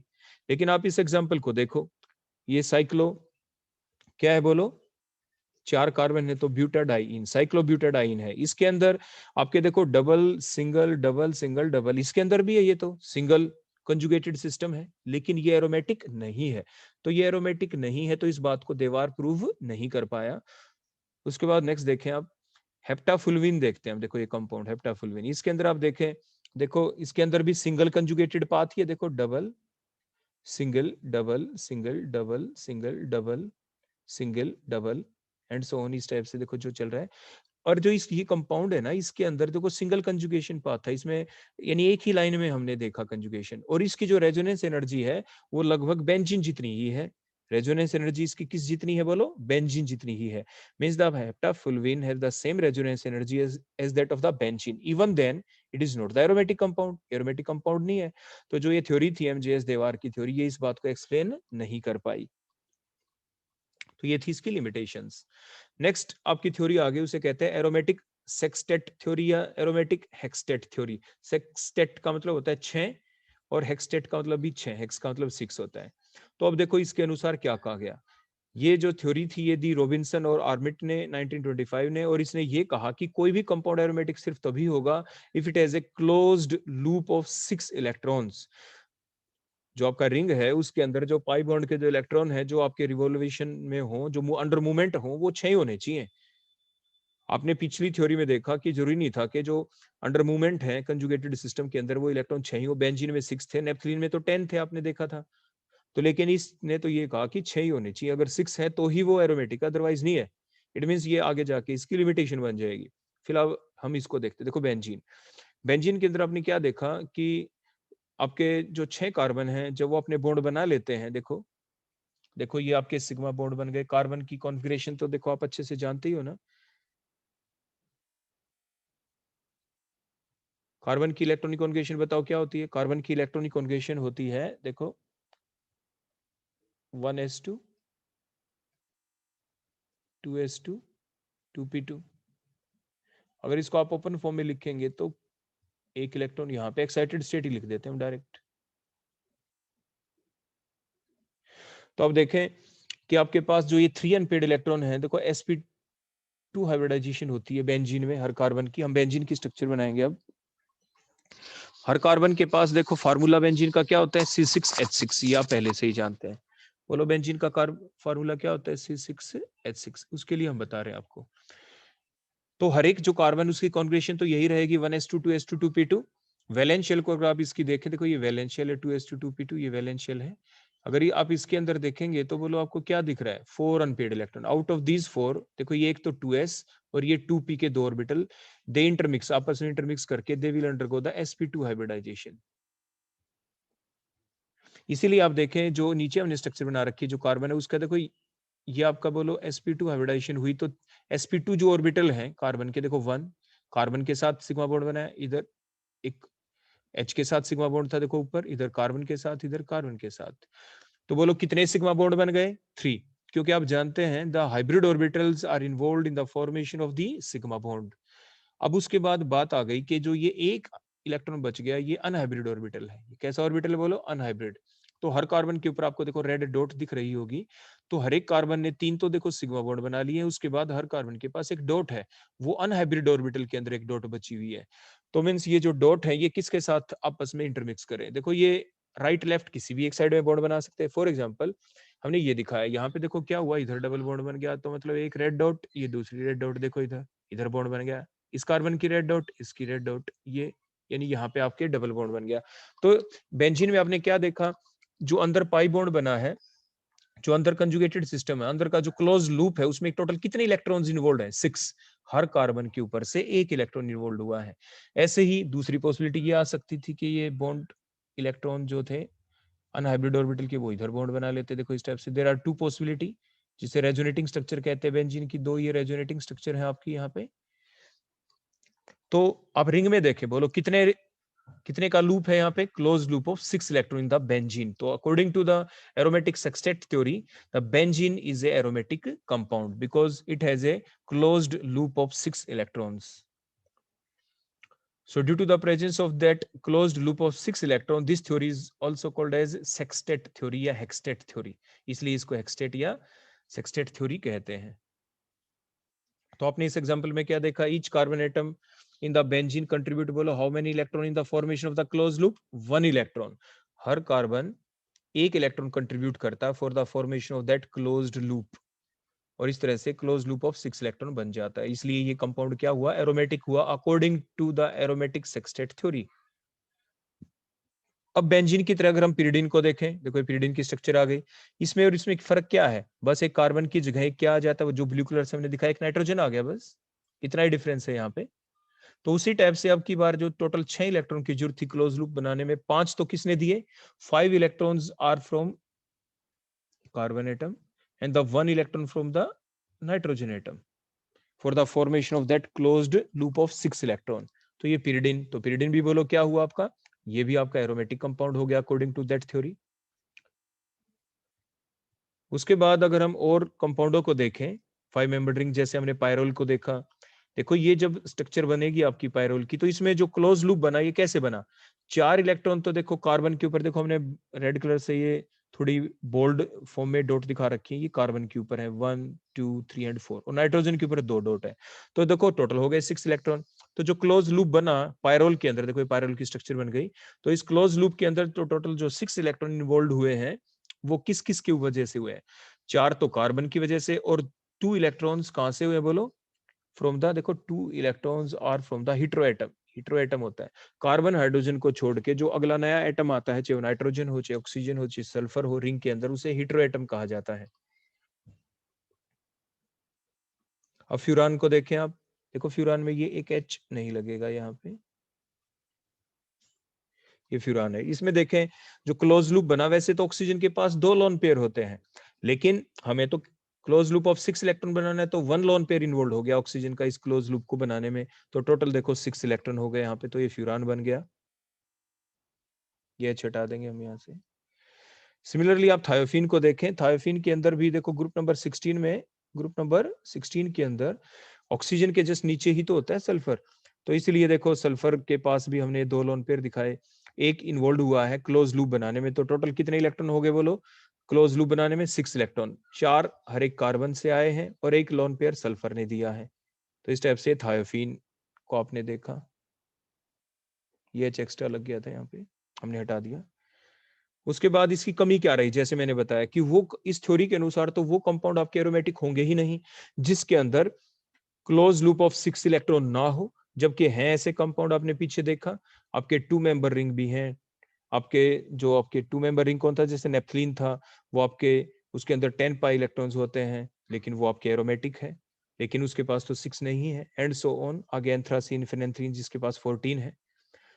तो इस थ्योरी के अनुसार तो it could not explain the aromatic character of the compound having 2, 10, 14, 18 pi electrons, तो इसकी लिमिटेशन बन जाती है। नेक्स्ट हम देखेंगे हक्कल रूल। तो जो हक्कल रूल था, ये एरिक हक्कल ने इसके बारे में बताया कि आखिर ये है क्या 1931 के अंदर। तो इस रूल के अनुसार कोई भी कंपाउंड एरोमेटिक सिर्फ तभी होता है जब उसके अंदर दो मेन बातें हों, जो भी हम देखेंगे। जो दो मेन बातें हैं वो क्या है कि उसके अंदर एक तो 4n+2 पाई इलेक्ट्रॉन होने चाहिए और एक साइक्लिक कंजुगेशन होनी चाहिए। दो ये मेन बातें हैं, प्लस मोलिक्यूल प्लेनर तो होना ही होना चाहिए। तो आपके पहला पॉइंट क्या बन गया, according to that rule the molecule और the ion whatever may be the structure must be planar, होना चाहिए आपका वो नियर अबाउट प्लेनर ही हो। और जो मोलिक्यूल है उसके अंदर साइक्लिक क्लाउड होना चाहिए डिलोकलाइज्ड पाई इलेक्ट्रॉन का, अब और बिलो दी प्लेन। जैसे फॉर एग्जांपल, अगर हम एग्जांपल यहाँ पे बेंजीन का लें, तो आप देखेंगे कि जो बेंजीन के अंदर जो कार्बन होता है उसकी कॉन्जुगेशन क्या होती है, अभी मैंने बताई थी 1s2 2s2 2p2, जैसे हमने यहाँ पे ड्रा कर रखा है। और 4 अनपेड इलेक्ट्रॉन हो जाएंगे एक्साइटेड स्टेट के अंदर। देखो ब्लू एरो हमने दिखाए, एक इलेक्ट्रॉन को आप हाफ एरो से रिप्रेजेंट करते हैं, कई बार बच्चे क्या करते हैं इसको फुल एरो से दिखा देते हैं, तो आप ऐसी गलती कभी ना करें। 1 इलेक्ट्रॉन को आप हाफ एरो से ही रिप्रेजेंट करेंगे हमेशा ही, फुल एरो कभी ना दिखाएं। कई बुक्स के अंदर भी आपने देखा होगा फुल एरो होता है, तो वो ठीक नहीं होता, वो करेक्ट रिप्रेजेंटेशन नहीं है। उसके बाद देखो, अभी अब जैसे हमने पीछे भी आपको बताया था कि जो बेंजीन होता है, अगर हम उसकी स्ट्रक्चर को देखें C6H6, तो उसके अंदर जो बेंजीन जो हाइब्रिडाइजेशन दिखाता है वो sp2 होती है बेंजीन की। मतलब एक S और दो P, देखो ये इंटरमिक्स कर जाते हैं and they give the sp2 hybrid orbital. 3 orbital मिलेंगे और 3 ही नहीं बनेंगे sp2 हाइब्रिड ऑर्बिटल, उनसे तो सिग्मा बॉन्ड बन जाएंगे। जैसे ये कार्बन ने देखो एक H के साथ सिग्मा बॉन्ड बनाया, इस कार्बन ने एक एडजेसेंट अपने बचे हुए कार्बन से भी सिग्मा बॉन्ड बना लिया, ये तो हो गया। ऐसे ही हर कार्बन करेगा क्योंकि वो sp2 हाइब्रिडाइजेशन दिखाएगा। उसके बाद जो ये एक ऑर्बिटल जो बच गया ना, ये होता है आपका अनहाइब्रिड ऑर्बिटल। तो ये जो ऑर्बिटल एक बच गया इसके अंदर, बोलो ये कैसा ऑर्बिटल है, अनहाइब्रिड ऑर्बिटल। और जो अनहाइब्रिड ऑर्बिटल होते हैं ये साइडवेज ओवरलैपिंग दिखाते हैं and result in the formation of the pi bond, और इसी की वजह से पाई बॉन्ड बनता है। क्योंकि आप पहले पढ़ चुके हैं पाई बॉन्ड कैसे बनता है, due to the sideways overlapping of the atomic orbitals, और वो अनहाइब्रिड ऑर्बिटल आपके होने चाहिए। यहाँ पे क्लियर हो गया। तो ये हर कार्बन के पास होगा। देखो नेक्स्ट स्ट्रक्चर में आप देखें, अब हमने एच नहीं हटाए, वो स्ट्रक्चर पहले बन चुकी है। अब इससे अगला पॉइंट, एच अंडरस्टूड है कि वो तो है ही हर कार्बन पे। तो कार्बन जब 3 बॉन्ड बना लेता है, तो क्योंकि कार्बन को तो 4 बॉन्ड बनाने हैं, तो अब कार्बन के ऊपर बचा क्या, ये आपके एक ऑर्बिटल बचा जो हमने दिखा रखा है, एक ब्लैक लोब एक व्हाइट लोब ऐसे करके दिखा रखा है। हर कार्बन के पास एक ये अनहाइब्रिड ऑर्बिटल है जिसमें एक इलेक्ट्रॉन है। अब क्या होगा, जो बेंजीन रिंग है, अब ये जो ऑर्बिटल है आपका जिसमें अनपेड इलेक्ट्रॉन, साइडवेज ओवरलैपिंग किसके साथ करेगी, राइट लेफ्ट किसी भी डायरेक्शन में कर सकता है। जैसे हमने ये इधर दिखाया, देखो रेड रेड डॉट से। अब ये क्या करेगा, देखो ये अगले इसके साथ दिखाएगा, देखो ऐसे साइडवेज ओवरलैपिंग होते हैं। ये किसके साथ दिखाएगा, देखो ये इधर दिखा देगा साइडवेज ओवरलैपिंग होते हुए, होगी ना साइडवेज ओवरलैपिंग। तो इस टाइप से देखो ये पाई बॉन्ड बन गए, तो ये बेंजीन की स्ट्रक्चर बन गई एक। अब जरूरी नहीं है कि ओवरलैपिंग ऐसी हो जैसे हमने दिखाया, ऐसा भी तो देखो हो सकता था कि जो ये ऊपर वाला ऑर्बिटल था जिसने अपने राइट साइड में ओवरलैपिंग की, अपने लेफ्ट में करता। देखो जैसे हमने ये दिखा दी, इधर लेफ्ट में ओवरलैपिंग, ये इधर कर लेगा, तो जो नेक्स्ट बच गए वो क्या करेंगे, वो अपने नेक्स्ट के साथ देखो इधर दिखा देंगे। मींस पॉसिबिलिटी दोनों डायरेक्शन में, तो बेंजीन रिंग की ये स्ट्रक्चर बन जाएगी। क्योंकि बेंजीन रिंग एक से ज्यादा स्ट्रक्चर की फॉर्म में आपके फ्लक्चुएट करता रहता है, रिप्रेजेंट हम करते हैं, तो यही तो रेजोनेंस की डेफिनेशन होती है कि the process in which a molecule can be represented more than one form is called the resonance। तो ये हमने ऑर्बिटल स्ट्रक्चर बनाई। इसमें जो आपको लोब दिख रहे हैं ना, आपके ये जैसे ब्लैक ब्लैक लोब है, these are present above the plane. मान लीजिए आपके हैंड को आप कर लें, और आपके अबोव द जो प्लेन है ब्लैक लोब है, और बिलो द प्लेन आपके व्हाइट लोब है। तो मींस जो इलेक्ट्रॉन जो क्लाउड है वो क्या है, अबोव द प्लेन भी है। जो प्लेनर स्ट्रक्चर है कार्बन की, अबोव द प्लेन भी आपका है और बिलो द प्लेन भी है। तो मींस आपकी ओवरलैपिंग अबोव द प्लेन भी हो रही है और बिलो द प्लेन भी हो रही है। तो ये हमने पॉइंट नंबर 2 लिख रखा है, the molecule should have cyclic cloud of delocalized pi electron above and below the plane. क्योंकि जो साइडवेज ओवरलैपिंग हो रही है, जैसे अभी हमने आपको बताया, आप कैसे माइंड में रखेंगे, जो ये लोब है ब्लैक ब्लैक, कार्बन के ऊपर these are present above the plane, और व्हाइट व्हाइट जो दिखा रखे हैं वे ये आपके बिलो द प्लेन। तो इनकी ओवरलैपिंग दो तरीके से हो सकती है जैसे अभी आपको बताया गया। तो ये था नेक्स्ट पॉइंट। इसके बाद आप देखें the pi electron cloud should encompass all the carbon atom of the cyclic system, क्योंकि दो डिफरेंट स्ट्रक्चर के अंदर ये रिप्रेजेंट कर सकता है। ओवरलैपिंग ये राइट में भी कर सकते थे और लेफ्ट में भी, इसलिए देखो हम बीच में देखो बेंजीन रिंग के यहाँ पे हम सर्कल हमेशा रिप्रेजेंट करते हैं। मींस ये डीलोकलाइज्ड पाई इलेक्ट्रॉन्स होते हैं। जो पाई बॉन्ड बन रहा है ये साइडवेज ओवरलैपिंग से, और पाई बॉन्ड के जो इलेक्ट्रॉन है ये फिक्स नहीं है, दे आर अंडर मूवमेंट, कि ये कभी इधर आ जाएंगे, ये आगे चला जाएगा, ये इधर, तो ये देखो नेक्स्ट स्ट्रक्चर बन जाएगी, देखो ये अगले वाली बन जाएगी एंड सो ऑन। तो they are under movement, they are delocalized pi electrons, तो इसलिए हम सर्कल से रिप्रेजेंट करते हैं। तो बेंजीन रिंग के बीच में जो सर्कल होता है ये क्या रिप्रेजेंट करता है? Movement of the pi electrons. तो यही हमारा पॉइंट नंबर 3 था। हकल रूल के according the pi electron cloud should go across all the carbon atom of the cyclic system। Next हम देखेंगे कि जो आपके हकल रूल के अनुसार कोई भी जो कंपाउंड हो एरोमेटिक सिर्फ तभी होगा, चाहे वो मोलिक्यूल हो, चाहे वो आयन हो, कैटायन हो, एनायन हो, कोई भी हो, अगर उसके पास 4n प्लस में 2 पाई इलेक्ट्रॉन्स हो। कितने इलेक्ट्रॉन होने चाहिए? 4n प्लस में 2 पाई इलेक्ट्रॉन होने चाहिए उसके पास। और n कोई इंटीग्रल, आपकी n की वैल्यू क्या हो सकती है? 0 1 2 3 4 एंड सो ऑन, वो कोई भी हो सकती है। अब हम देखेंगे अलग अलग वैल्यू पुट करके। फॉर एग्जाम्पल अगर हम इस फॉर्मूले में n की वैल्यू 0 पुट कर दें, n की वैल्यू 0 पुट कर दें तो बोलो क्या आंसर आएगा? n की जगह 0 पुट करें, 4 मल्टीप्लाइड बाय 0 प्लस 2, तो 2 आ गया। तो कोई भी ऐसा कंपाउंड जिसमें 4 पाई 2 पाई इलेक्ट्रॉन्स हो तो वो एरोमेटिक ही होगा। प्लस दूसरी बात क्या, उसके अंदर साइक्लिक कंजुगेशन होनी चाहिए, जैसे हम बता रहे थे, डीलोकलाइज्ड पाई इलेक्ट्रॉन होने चाहिए। देखो हमने ये एग्जांपल ड्रा कर दिया। इसके अंदर आप देखें, देखो आप पहले ही पढ़ चुके हैं, हमने कंजुगेशन के बारे में आपको बताया था। कंजुगेशन कब होती है? अगर डबल बॉन्ड के साथ ऑल्टरनेटिवली प्रेजेंट हो, जैसे आपको बेंजीन रिंग में दिख रहा है, डबल बॉन्ड, एक किसी भी डबल बॉन्ड को ले लें, वो अगले डबल बॉन्डों के साथ कैसे प्रेजेंट है? ऑल्टरनेटिवली। देखो डबल सिंगल डबल, तो भी कंजुगेशन है। अब इस एग्जांपल में देखें जो भी हमने लिखा है, n की वैल्यू 0 पुट करके 2 पाई इलेक्ट्रॉन्स को प्रूव करने के लिए, देखो यहाँ पे डबल बॉन्ड इस पॉजिटिव चार्ज के साथ कंजुगेशन में है। ये जो डबल बॉन्ड है ये किसके साथ बोलो कंजुगेशन में है? पॉजिटिव चार्ज के साथ कंजुगेशन में, तभी तो रेजोनेंस प्रोसेस देखो चल सकती है। अगर हम इन दोनों इलेक्ट्रॉन्स को देखो आगे अगर हम इधर मूव कर दें तो देखो क्या होगा? देखो इस टाइप से आपकी स्ट्रक्चर बन सकती है। देखो कैसे, ये जो दो इलेक्ट्रॉन थे किसके थे? इन दो कार्बन के थे, देखो 1 और 1 2। अब ये एक इलेक्ट्रॉन इस कार्बन का तो देखो इसी का रहा, लेकिन जो पीछे जो दूसरा कार्बन था उसके इलेक्ट्रॉन देखो आगे चले गए यहाँ पे, जिसकी वजह से बोलो ये क्या बन जाएगा? यहाँ पे डबल बॉन्ड बन गया। और जो पिछला कार्बन था इस पे कैसा चार्ज आ गया? बोलो पॉजिटिव चार्ज आ गया ना। तो पाई इलेक्ट्रॉन की मूवमेंट हुई, यहाँ पे कंजुगेशन है, यहाँ पे डिलोकलाइज्ड है, यहाँ पे एंड सो ऑन। फर्दर आप दिखा सकते हैं इसी टाइप से कि इन इलेक्ट्रॉन की मूवमेंट आप इधर दिखा सकते हैं। देखो फर्दर, अगर इनकी आप फर्दर आगे मूवमेंट इसी टाइप से आप दिखा देंगे तो नेक्स्ट स्ट्रक्चर जो आप बनाएंगे तो बोलो क्या होगा? आपकी बार दोनों इलेक्ट्रॉन यहाँ पे आके यहाँ पे डबल बॉन्ड बन गया आपका। तो पॉजिटिव चार्ज किस पे आ गया? देखो इस कार्बन के ऊपर आ गया, देखो यहाँ पे पॉजिटिव चार्ज। तो ये रेजोनेटिंग स्ट्रक्चर्स बन गई आपकी डिफरेंट। तो वही हम यहाँ पे प्रूव कर रहे थे कि जो आपके हक्कल रूल है, हक्कल रूल जो है उसके अनुसार कोई भी कंपाउंड एरोमेटिक तब होगा जब उसके अंदर एक तो साइक्लिक कंजुगेशन हो, देखो रिंग की फॉर्म में हो गई, साइक्लिक कंजुगेशन हो गई, प्लस में इसमें 2n 4n प्लस में 2 पाई इलेक्ट्रॉन होने चाहिए, जैसे 2 के बेसिस पे हमने प्रूव किया, 2 के बेसिस पे प्रूव किया। तो उसके बाद अगर हम n की वैल्यू क्या पुट कर दे? बोलो 1 पुट कर दे तो क्या होगा? तो बेंजीन ही बन गया। देखो 6 पाई इलेक्ट्रॉन वाला सिस्टम तो बेंजीन है, जो हम पहले ही प्रूव कर चुके हैं, उसमें पाई इलेक्ट्रॉन की डिलोकलाइजेशन हम दिखा चुके हैं। उसके बाद अगर n की वैल्यू 2 पुट कर दे तो क्या होगा? n की वैल्यू 2 पुट कर दे तो आंसर आ गया 10, 4 2 जा 2 प्लस 2 10, 10 पाई इलेक्ट्रॉन्स होने चाहिए। एग्जांपल बोलो उसका क्या होगा? उसका एग्जांपल है नेप्थलीन। बोलो उसका एग्जांपल क्या होगा? ये नेप्थलीन। आप नेप्थलीन में देख सकते हैं, नेप्थलीन में बोलो क्या दिख रहा है आपको? कितने पाई इलेक्ट्रॉन्स हैं यहाँ पे आपके? टोटल पाई बॉन्ड गिनो कितने हैं पाई बॉन्ड है यहाँ पे? देखो 1 2 3 4 और 5, 5 2 जा 10 तो हो गए ना 10। और वो सारे कंजुगेशन भी है, देखो डबल सिंगल डबल, तो पूरी बातें हो गई। तो हक्कल रूल के अनुसार ये क्या होगा? बोलो एरोमेटिक। तो ये अगर सारी बातें कोई भी कंपाउंड अगर फॉलो करता है, जो ऊपर दी हुई सारी बातें हैं, कि मेन दो बातें ही दिमाग में रखनी है कि एक तो कंपाउंड के अंदर 4n प्लस में 2 पाई इलेक्ट्रॉन जरूर हो और उसमें साइक्लिक कंजुगेशन हो, तो वो जो कंपाउंड है वो एरोमेटिक होगा according to the Huckel, according to the Huckel rule. तो मीन्स क्या हुआ? कोई भी कंपाउंड जो है, चाहे वो मोनोसाइक्लिक हो चाहे बाईसाइक्लिक हो, मीन्स पॉलीसाइक्लिक, जैसे नेप्थलीन में एक से ज्यादा रिंग है और उसके अंदर कंजुगेटेड पॉलीइन्स हो, 4n प्लस में 2 पाई इलेक्ट्रॉन्स हो, और जो साइक्लिक पाई इलेक्ट्रॉन हो जो सारे कार्बन के ऊपर से मूव कर रहा हो, तो आप ऐसे कंपाउंड को कहेंगे कि वो आपका एरोमेटिक है according to the Huckel rule.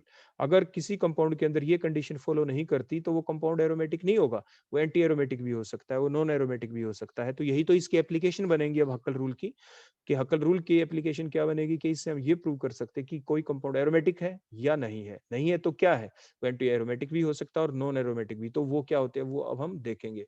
तो नेक्स्ट पॉइंट बन गया हमारा एप्लीकेशंस और the validity of the Huckel rule. तो एरोमेटिक कंपाउंड क्या है, अभी हमने पढ़ा कि the compounds will be aromatic if they have 4n plus में 2 पाई इलेक्ट्रॉन्स, पॉइंट नंबर 1, और they also have the cyclic conjugation, और उनके अंदर साइक्लिक कंजुगेशन होनी चाहिए। अब हम वन बाय वन एग्जांपल लेंगे इस चीज को प्रूव करने के लिए। जैसे बेंजीन, बेंजीन में आप ध्यान से देखें, देखो इसके अंदर डबल सिंगल डबल आपके पाई बॉन्ड हैं, तो इसके अंदर पाई बॉन्ड की देखो मूवमेंट होगी ही, तो जिसकी वजह से इस कंपाउंड के अंदर बोलो क्या है, साइक्लिक कंजुगेशन हो गई कि डबल बॉन्ड अगले डबल बॉन्ड से ऑल्टरनेटिवली प्रेजेंट और रिंग के अंदर प्रेजेंट है। रिंग के अंदर ना होता तो ए साइक्लिक कंजुगेशन होती, अब ये रिंग के अंदर है, so called the cyclic conjugation plus. अब इसके अंदर 4n प्लस 2 पाई इलेक्ट्रॉन होने चाहिए। 4n प्लस 2 पाई का हमने पीछे देखा था, या तो कितने इलेक्ट्रॉन होते हैं 4n प्लस 2 पाई का मतलब क्या था, या तो 2 इलेक्ट्रॉन हो, 4 का गैप होता है, या 6 हो, 6 प्लस 4, या 10 हो, या 14 हो, एंड सो ऑन। इतने आपके इलेक्ट्रॉन्स होने चाहिए, इतने पाई इलेक्ट्रॉन्स होने चाहिए। अगर इतने इलेक्ट्रॉन्स हैं तो वो क्या होगा, आपका कंपाउंड एरोमेटिक होगा। तो बेंजीन रिंग के अंदर देखो 6 पाई इलेक्ट्रॉन है, 3 डबल बॉन्ड है, तो 3 2 जा 6, तो देखो ये 6 पाई इलेक्ट्रॉन भी हो गए, साइक्लिक कंजुगेशन भी हो गई, so it is the aromatic. Exam में आपके क्वेश्चन कैसे आ सकते हैं, या तो सिंपल डेफिनेशन आ जाए, define aromatic compound with an example, या एग्जांपल दे देते हैं जैसे बेंजीन रिंग दे दें और कह दें कि ये कैसा कंपाउंड है, एरोमेटिक है, या आगे हम पढ़ेंगे एंटी एरोमेटिक है, या आपका नॉन एरोमेटिक है। तो ऐसे आ जाता है गिव रीजन, तो रीजन इसका ये बन जाता है व्हाई बेंजीन इज एरोमेटिक, तो हम कहेंगे because it has 4n plus में 2 pi electron, that is 6 pi electron. Second, it also have the cyclic conjugation because the double bond are present at alternate position in the ring, so it has the cyclic conjugation. अब हम next example लेते हैं, देखो इसके अंदर 6 pi electron हो गए। तो साइक्लिक कंजुगेशन का मतलब क्या होता है, जैसे हमने बताया, देखो हम फिर से लिख देते हैं यहाँ पे कि साइक्लिक कंजुगेशन का मतलब होता है कि double bonds are present alternatively, किसके साथ, the double bond are present alternatively with another double bond, और with atom having positive charge, और एटम हैविंग नेगेटिव चार्ज, और एटम हैविंग लोन पेयर। अगर उनके साथ ऑल्टरनेटिव फॉर्म में प्रेजेंट है डबल बॉन्ड, तो हम कहेंगे उस कंपाउंड के अंदर कंजुगेशन है। और वो रिंग के अंदर अगर ऐसा है तो हम कहेंगे उसके अंदर साइक्लिक कंजुगेशन है। क्लियर हो गया। तो ये हमने साइक्लिक कंजुगेशन का मतलब आपको दोबारा भी बता दिया। नेक्स्ट एग्जांपल लेते हैं, ये आपके पास साइक्लोप्रोपिनाइल केटाइन, साइक्लोप्रोपिनाइल केटाइन है ये। अब इसमें देखो आपको दिख रहा है कि कितने पाई इलेक्ट्रॉन्स है इसके अंदर, 2 ही हैं, एक ही डबल बॉन्ड है तो 2 ही हो गए पाई इलेक्ट्रॉन्स इसके अंदर। देखो ये 1 और 1, ये 2 हो गए।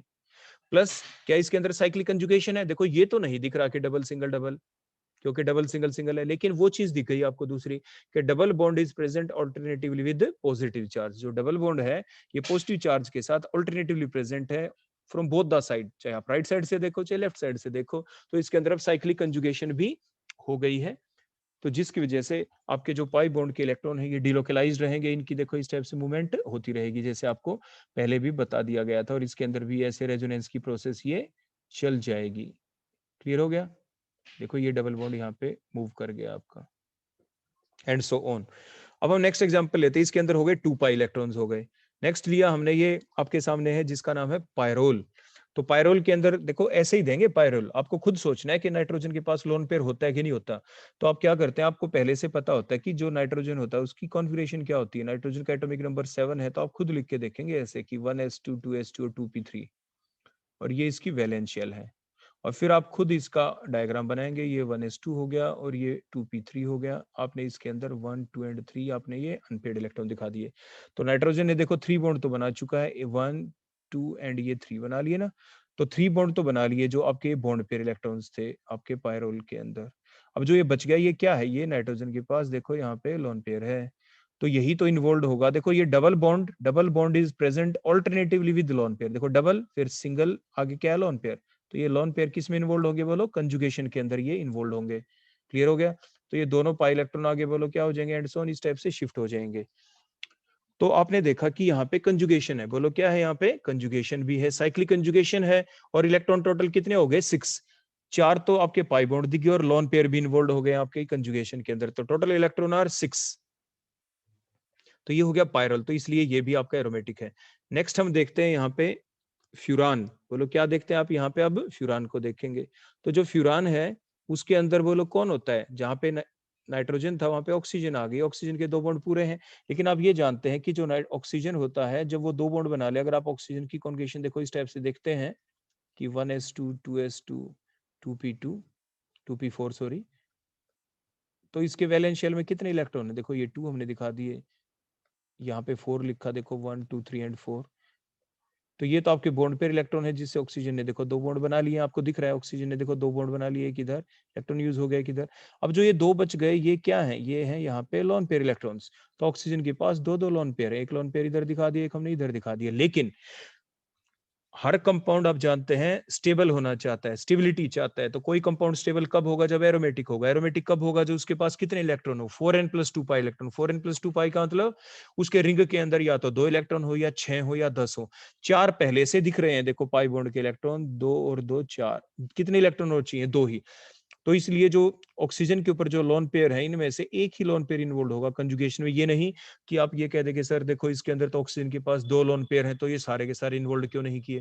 हमेशा उतने ही इलेक्ट्रॉन इन्वॉल्व होते हैं जिसकी वजह से कंपाउंड के अंदर एक्स्ट्रा स्टेबिलिटी आ जाए। हमें तो इसके अंदर 6 पाई इलेक्ट्रॉन बनाने हैं। तो इट मींस कोई भी जो एटम है जिसके पास क्या हो, देखो अभी हम लिख रहे हैं कि आपने देखा नाइट्रोजन पायरोल वाले केस के अंदर, जो ये पायरोल था यहाँ पे, इस पायरोल के अंदर आपने क्या देखा था कि नाइट्रोजन के पास तो एक ही लोन पेयर था, तो जिसकी वजह से उसका एक लोन पेयर इन्वॉल्व हो गया। तो हमने लिखा है नोट की फॉर्म में, involvement of the lone pair in conjugation, nitrogen atom has 1 lone pair which get involved in conjugation, while the oxygen atom has 2 lone pair but only 1 lone pair will involved in conjugation, because there is the requirement of only 1 lone pair, there is the requirement of only 2 electrons to maintain the stability, to acquire the stability। और ये compound आपका बोलो कौन हो गया, इस compound का नाम हमने क्या बताया आपको, फ्यूरान। तो ये फ्यूरान है। क्लियर हो गया, तो ये भी एरोमेटिक हो गया आपका कंपाउंड। तो नेक्स्ट हो गया ये फ्यूरान।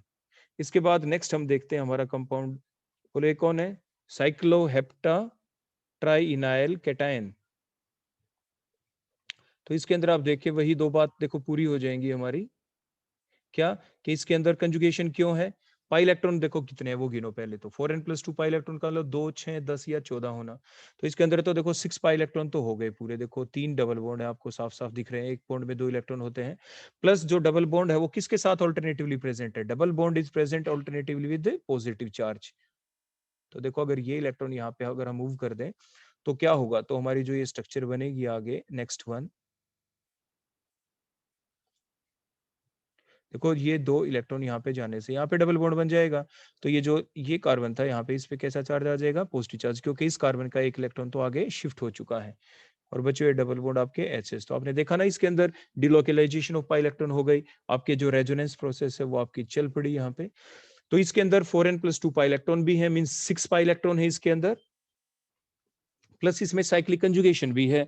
साइक्लिक कंजुगेशन की जो मतलब है, जो डेफिनेशन है वो हमने नीचे लिख रखी है, पॉइंट नंबर 2 में आप देख सकते हैं, हमने पहले भी आपको बताया। तो ये भी आपका एरोमेटिक कंपाउंड हो गया। नेक्स्ट आप देखें नेप्थलीन, ये तो क्लियर कट वैसे ही आपको आपका दिख रहा है। जो नेप्थलीन ये कंपाउंड है इसके अंदर 10 पाई इलेक्ट्रॉन्स है, क्योंकि इसके अंदर 5 आपके बोलो क्या है, बताओ शाबाश, इसके अंदर 5 क्या है, इसके अंदर 5 है आपके double bond, NaPH THALENE, naphthalene. तो ये नेप्थलीन होता है, नेप्थलीन बॉल्स यूज करते हैं ना क्लोथ्स के अंदर जब डालते हैं। तो ये हो गया नेप्थलीन, ये भी आपका एरोमेटिक कंपाउंड है। नेक्स्ट हम देखते हैं एंटी एरोमेटिक कंपाउंड कौन होते हैं। तो एंटी एरोमेटिक कंपाउंड आपके वो कंपाउंड होते हैं जिसके अंदर आपके साइक्लिक कंजुगेशन तो हो, लेकिन उनके अंदर बोलो क्या ना हो, उनके अंदर आपके 4n+2 पाई इलेक्ट्रॉन्स नहीं होने चाहिए। बोलो क्या नहीं होने चाहिए, 4n+ में 2 पाई इलेक्ट्रॉन्स ना हो। जैसे एग्जांपल लेते हैं, ये ले लिया। अब इसमें देखो साइकिल कंजुगेशन तो है, देखो अल्टरनेट पोजीशन पे है, double bond double single double, तो इलेक्ट्रॉन की मूवमेंट तो बड़ी आराम से देखो यहाँ पे हो सकती है। ये इलेक्ट्रॉन आगे हो गया तो ये आगे मूवमेंट हो गई, तो जिसकी वजह से ये प्रोसेस आपकी चलेगी, और जिसकी वजह से, लेकिन इसके अंदर आपके 4n+2 पाई इलेक्ट्रॉन ही है, बोलो 2 ही डबल बॉन्ड है, तो 2 2 जा 4 पाई इलेक्ट्रॉन्स हैं। तो इसका मतलब ये कंपाउंड कहलाते हैं एंटी एरोमेटिक। बोलो ये कंपाउंड बोलो कैसे होते हैं, आपके एंटी एरोमेटिक कंपाउंड होते हैं। क्लियर हो गया। तो पेपर में आ जाती है स्ट्रक्चर और कहेंगे बताओ ये एरोमेटिक है या नहीं, तो आप कहेंगे कि that compound is not aromatic, it is anti aromatic. तो 4 पाई इलेक्ट्रॉन। इसको देखें, देखो ये जो नेगेटिव चार्ज हमने कार्बन के ऊपर दिखा रखा है, हम आपको पहले बता दें नेगेटिव चार्ज का मतलब क्या होता है, 2 इलेक्ट्रॉन का होना, एक अपना है एक किसी और का है, 2 इलेक्ट्रॉन का होना। तो अब ये 2 इलेक्ट्रॉन ही तो इन्वॉल्व होंगे यहाँ पे कंजुगेशन के अंदर इस टाइप से। तो देखो कोई भी डबल बॉन्ड जहां पे जो दिख रहा है, double bond is present alternatively with the negative charge. देखो इस नेगेटिव चार्ज के साथ बोलो कैसे प्रेजेंट है, ये ऑल्टरनेटिवली प्रेजेंट है। क्लियर हो गया। तो दिखने में आपको ये दिख रहा था, अगर मैं ये 2 डॉट ना लगाता तो आप ये कहते कि सर इसमें तो क्या हो गया है कि हमारे जो नेगेटिव चार्ज है, वो नेगेटिव चार्ज इस कंपाउंड के अंदर जो आपको दिख रहा है, अगर हम वो 2 डॉट ना लगाते तो आप क्या कहते हैं, आप सिर्फ पाई बॉन्ड के इलेक्ट्रॉन को गिन लेते, और पाई बॉन्ड के इलेक्ट्रॉन को गिन के आप क्या कहते हैं जी, हो गए 2 पाई इलेक्ट्रॉन्स प्लस कंजुगेशन। आप कह देते कि जी कोई double bond is present alternatively with negative charge. तो नेगेटिव चार्ज के मतलब का भी पता होना जरूरी है। नेगेटिव चार्ज का मतलब उस कार्बन एटम के ऊपर एक तो खुद का इलेक्ट्रॉन है जो है, एक एक्स्ट्रा इलेक्ट्रॉन इसने किसी का ले लिया है, तभी तो इसके ऊपर बोलो क्या आ गया है, नेगेटिव चार्ज। और देखो वो कैसे लिया गया होगा, देखो हम बताते हैं। फॉर एग्जाम्पल मान लीजिए ये कोई स्ट्रक्चर है हमारे सामने, हमने बना दी, और ये कार्बन है, कार्बन देखो 4 बॉन्ड बनाता है देखो इस टाइप से। तो क्या हुआ होगा कि ये जो कार्बन है इसका जो H है वो यहाँ से लॉस हो गया बाई एनी वे। तो क्या हुआ, जो ये कार्बन है इसने अपना इलेक्ट्रॉन भी अपने पास रख लिया, और जो H का इलेक्ट्रॉन था ये भी तो कार्बन के पास आ गया ना, तो इसलिए तो कार्बन के ऊपर आ गया नेगेटिव चार्ज, वही तो हमने वहां पे शो कर रखा है। ये जो कार्बन हमने दिखा रखा है ना जिसके ऊपर नेगेटिव चार्ज, इसके देखो 2 बॉन्ड तो आपको साफ साफ दिख रहे हैं, एक इसके ऊपर H भी लगा हुआ है, क्योंकि आप ध्यान दें कार्बन हमेशा 4 बॉन्ड बनाता है। 2 तो बॉन्ड आपको दिख रहे हैं, एक जो बॉन्ड है ना कार्बन ने H के साथ बना रखा है, जैसे हमने यहाँ पे दिखाए थे कार्बन के ऊपर 2 H है, एक H हट गया, तो जिसकी वजह से कार्बन का इलेक्ट्रॉन H का इलेक्ट्रॉन इसके पास है, तो भी ये नेगेटिव चार्ज यहाँ पे आ गया। क्लियर हो गया यहाँ पे। तो ये था साइक्लोप्रोपिनाइल एनायन। तो इसके अंदर अगर आप देखें तो आपके साइक्लिक कंजुगेशन तो है, और वो साइक्लिक कंजुगेशन किस वजह से बनी, इन 2 इलेक्ट्रॉन की वजह से, जो नेगेटिव चार्ज की वजह से 2 इलेक्ट्रॉन आए, 2 इलेक्ट्रॉन की इन्वॉल्वमेंट हुई है, तभी तो साइक्लिक कंजुगेशन हुई है ना। तो 2 इलेक्ट्रॉन की इन्वॉल्वमेंट होने का मतलब कितने टोटल इलेक्ट्रॉन्स हो गए जो अंडर आपकी कंजुगेशन है, अंडर डीलोकलाइजेशन, वो हो गए टोटल 4 इलेक्ट्रॉन। 2 तो पाई बॉन्ड वाले, 2 ये लोन पेयर वाले, टोटल 4 जो इलेक्ट्रॉन्स हैं दे आर अंडर डीलोकलाइजेशन। 4 का मतलब 4n+2 पाई इलेक्ट्रॉन का मतलब क्या होता था, या तो 2 इलेक्ट्रॉन हो, या 6 हो, या 10 हो, वो तो नहीं है। इसके अंदर भी बोलो कितने इलेक्ट्रॉन हो गए हैं, इसके अंदर हो गए 4 पाई इलेक्ट्रॉन्स। क्लियर हो गया। तो इसलिए इसके अंदर 4n+2 पाई इलेक्ट्रॉन नहीं है, और लेकिन साइक्लिक कंजुगेशन थी, इसलिए ये है एंटी एरोमेटिक कंपाउंड। नेक्स्ट हम देखते हैं ये कंपाउंड, सेम केस यहाँ पे है। देखो टोटल इलेक्ट्रॉन नेगेटिव चार्ज का मतलब हमने देखो पहले ही आपको बता दिया, नेगेटिव चार्ज का मतलब होता है 2 इलेक्ट्रॉन का होना। एग्जाम में नहीं देंगे, आपको खुद सोचना पड़ता है। तो टोटल पाई इलेक्ट्रॉन्स बोलो कितने हो गए, 3 तो डबल बॉन्ड हो गए, तो 6 इलेक्ट्रॉन वहां से हो गए, 2 ये 8। 8 का मतलब 4n+2 पाई इलेक्ट्रॉन नहीं है, लेकिन साइक्लिक कंजुगेशन है, क्योंकि double bond is present alternatively with negative charge, दोनों साइड से, चाहे आप राइट साइड में इधर देखो चाहे इधर देखो, आपके double bond is present alternate with negative charge, alternate with atom, carbon atom having negative charge. तो इसके अंदर साइक्लिक कंजुगेशन है। तो ये कंपाउंड भी बोलो कैसा हो गया, एंटी एरोमेटिक। उसके बाद नेक्स्ट देखते हैं साइक्लोओक्टा टेट्राइन। इसमें तो साफ साफ दिख रहा है कि डबल सिंगल पूरा सिस्टम है, साइक्लिक कंजुगेशन तो है ही, लेकिन इलेक्ट्रॉन कितने हो गए, 4 आपके डबल बॉन्ड है तो 8 पाई इलेक्ट्रॉन्स हो गए इसके अंदर, इसलिए ये भी 4n+2 पाई को फॉलो नहीं कर रहा, तो ये भी आपके एंटी एरोमेटिक कंपाउंड हो गया है। क्लियर हो गया यहाँ तक। अब इसके बाद नेक्स्ट हम देखेंगे थर्ड टाइप की कैटेगरी, उन्हें कहते हैं आप नॉन एरोमेटिक कंपाउंड। तो नॉन एरोमेटिक कंपाउंड वो होते हैं जो एंटी एरोमेटिक की बातों को रिवर्स कर दें, पहले और दूसरे पॉइंट को। मतलब इनके अंदर 4n+2 पाई इलेक्ट्रॉन तो हो, मीन्स 2 6 10 इतने इलेक्ट्रॉन तो हो, लेकिन साइक्लिक कंजुगेशन ना हो। जैसे फॉर एग्जांपल हमने साइक्लोप्रोपीन बनाया, इसमें डबल बॉन्ड है, तो 2 पाई इलेक्ट्रॉन्स हो गए इसके अंदर, तो एक ही डबल बॉन्ड है, तो लेकिन इसमें साइक्लिक कंजुगेशन नहीं है, क्योंकि डबल बॉन्ड जो दिख रहा है आपको उसके साथ अल्टरनेटिव लिया, तो डबल बॉन्ड होना चाहिए, वो भी नहीं है, कोई पॉजिटिव चार्ज होना चाहिए, वो भी नहीं है, नेगेटिव चार्ज कुछ भी नहीं है। इट मींस इसके अंदर साइक्लिक कंजुगेशन नहीं है, तो इट मींस ये कंपाउंड कैसा हो गया, नॉन एरोमेटिक। नेक्स्ट इसको देखें आप, साइक्लोहेप्टाट्राईन को। इसके अंदर देखो 6 पाई इलेक्ट्रॉन तो हो गए, क्योंकि 3 डबल बॉन्ड आपको दिख रहे हैं, 3 2 6, लेकिन इसके अंदर साइक्लिक कंजुगेशन नहीं है। देखो डबल सिंगल आके लास्ट में देखो सिंगल और सिंगल हो गए लगातार, डबल बॉन्ड अगले डबल बॉन्ड के साथ किसी के साथ आगे फर्दर, बिल्कुल साइक्लिक कंजुगेशन तो है, देखो डबल कंजुगेशन तो है, लेकिन साइक्लिक नहीं है, पूरे रिंग के ऊपर नहीं है। वो तभी होती जब जो बच गया एक ऊपर कार्बन एटम, वो sp3 हाइब्रिडाइज्ड कार्बन एटम जो है, अगर sp3 ना होके यहाँ पे कोई पॉजिटिव चार्ज होता, sp3 भी हो जाता, लेकिन अगर नेगेटिव चार्ज होता, तब हम कहते हैं उसके अंदर साइक्लिक कंजुगेशन हो गई है। जैसे हमने यहाँ पे दिखा रखा था, देखो पाई इलेक्ट्रॉन्स वाला, देखो नेगेटिव चार्ज था इसके ऊपर, तो इसमें साइक्लिक कंजुगेशन हो गई थी। क्लियर हो गया? तो आपने ये देखा साइक्लोहेप्टाट्राइन के अंदर के इसके अंदर 4n+2 पाई इलेक्ट्रॉन तो है, लेकिन साइक्लिक कंजुगेशन नहीं है। तो इस टाइप से आपने देखा, ये थी एप्लीकेशन हकल रूल की के हकल रूल की इन बातों को ध्यान में रखते हम ये बता सकते हैं कोई कंपाउंड एरोमेटिक है या नहीं। एरोमेटिक नहीं है तो फिर वो क्या है, एंटी एरोमेटिक है या नॉन एरोमेटिक है।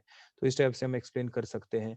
लेकिन कई एग्जांपल ऐसे भी आगे हो सकते हैं जो हकल रूल की बातें भी उसके अंदर हो, दिखने में दिखे, लेकिन फिर भी वो एरोमेटिक ना हो। ऐसा एग्जाम्पल भी हम आगे जाके देखेंगे, ऐसा क्वेश्चन आपके आ सकता है। तो लेकिन इससे पहले अब हम पढ़ेंगे अपना अगला टॉपिक एनुलिन्स। एनुलिन्स क्या होते हैं? ये मोनोसाइक्लिक कंपाउंड होते हैं, हम बता दें। एक ही रिंग होता है इनके अंदर, ओनली वन रिंग।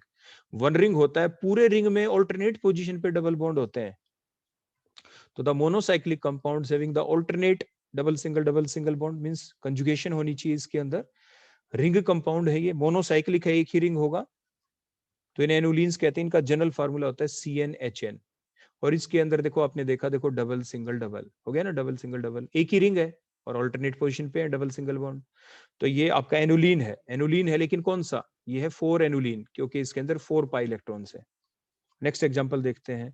और इसमें ऑल्टरनेट यूनिट बोलो कौन हुई? देखो ये जो कार्बन आपको दिख रहे हैं ना, ये इंटरसेक्शन पॉइंट, ये कार्बन होते हैं। सी लिख दें तो कार्बन के 3 बॉन्ड है, तो एक क्या लगा हुआ है? बोलो एक H ही तो है। ऐसे ये जो कार्बन है, एक क्या लगा हुआ है? एक H ही तो है। कार्बन है तो एक बोलो कौन है? यहाँ पे H है। कार्बन है तो बोलो कौन है? ये H। तो ये तो हमने ऊपर लिख रखा है। देखो ये सिंगल बॉन्ड के आगे गया CH double bond CH, single bond CH double bond CH, single bond and so on. ये रिपीटेड यूनिट होगी। तो ये हमने लिख दिया, दे हैव द जनरल फार्मूला, ये बन गया single bond CH double bond CH, bracket में n मींस ये रिपीटेड यूनिट होगी इसके अंदर। अब बेंजीन को देखें आप, 6 पाई इलेक्ट्रॉन है इसके अंदर, ये 6 एनुलीन है। मोनोसाइक्लिक रिंग है बेंजीन भी, एक ही तो रिंग है इसमें, और अल्टरनेट पोजीशन पे डबल सिंगल बॉन्ड है। 6 एनुलीन, 6 पाई इलेक्ट्रॉन है। इसको देखें साइक्लोऑक्टाटेट्राइन, ये भी एक ही रिंग है इसके अंदर, अल्टरनेट पोजीशन पे आपको दिख रहे हैं डबल सिंगल बॉन्ड। इसमें 8 पाई इलेक्ट्रॉन्स हैं, तो ये 8 एनुलीन आपका हो गया। क्लियर हो गया आपका? तो देखो जो एनुलीन होते हैं ना, वो एरोमेटिक भी हो सकते हैं, एरोमेटिक ना भी हो। जैसे बेंजीन रिंग एक एरोमेटिक है, और जबकि आपके जो ये कंपाउंड आपको दिख रहे हैं, ये आपके एरोमेटिक नहीं है। तो मींस जो एनुलीन है उसके अंदर सारी कैटेगरी के कंपाउंड इंक्लूड हो गए। तो एनुलीन्स कौन हुए? The monocyclic compounds having the alternate single and double bonds are called the annulenes. They have the general formulas, means they have the repeated unit, क्या? Single bond CH double bond CH, single bond, bracket में हमने n लिख दिया क्योंकि repeat होती जाएगी। Next देखो, ये है 10 एनुलीन।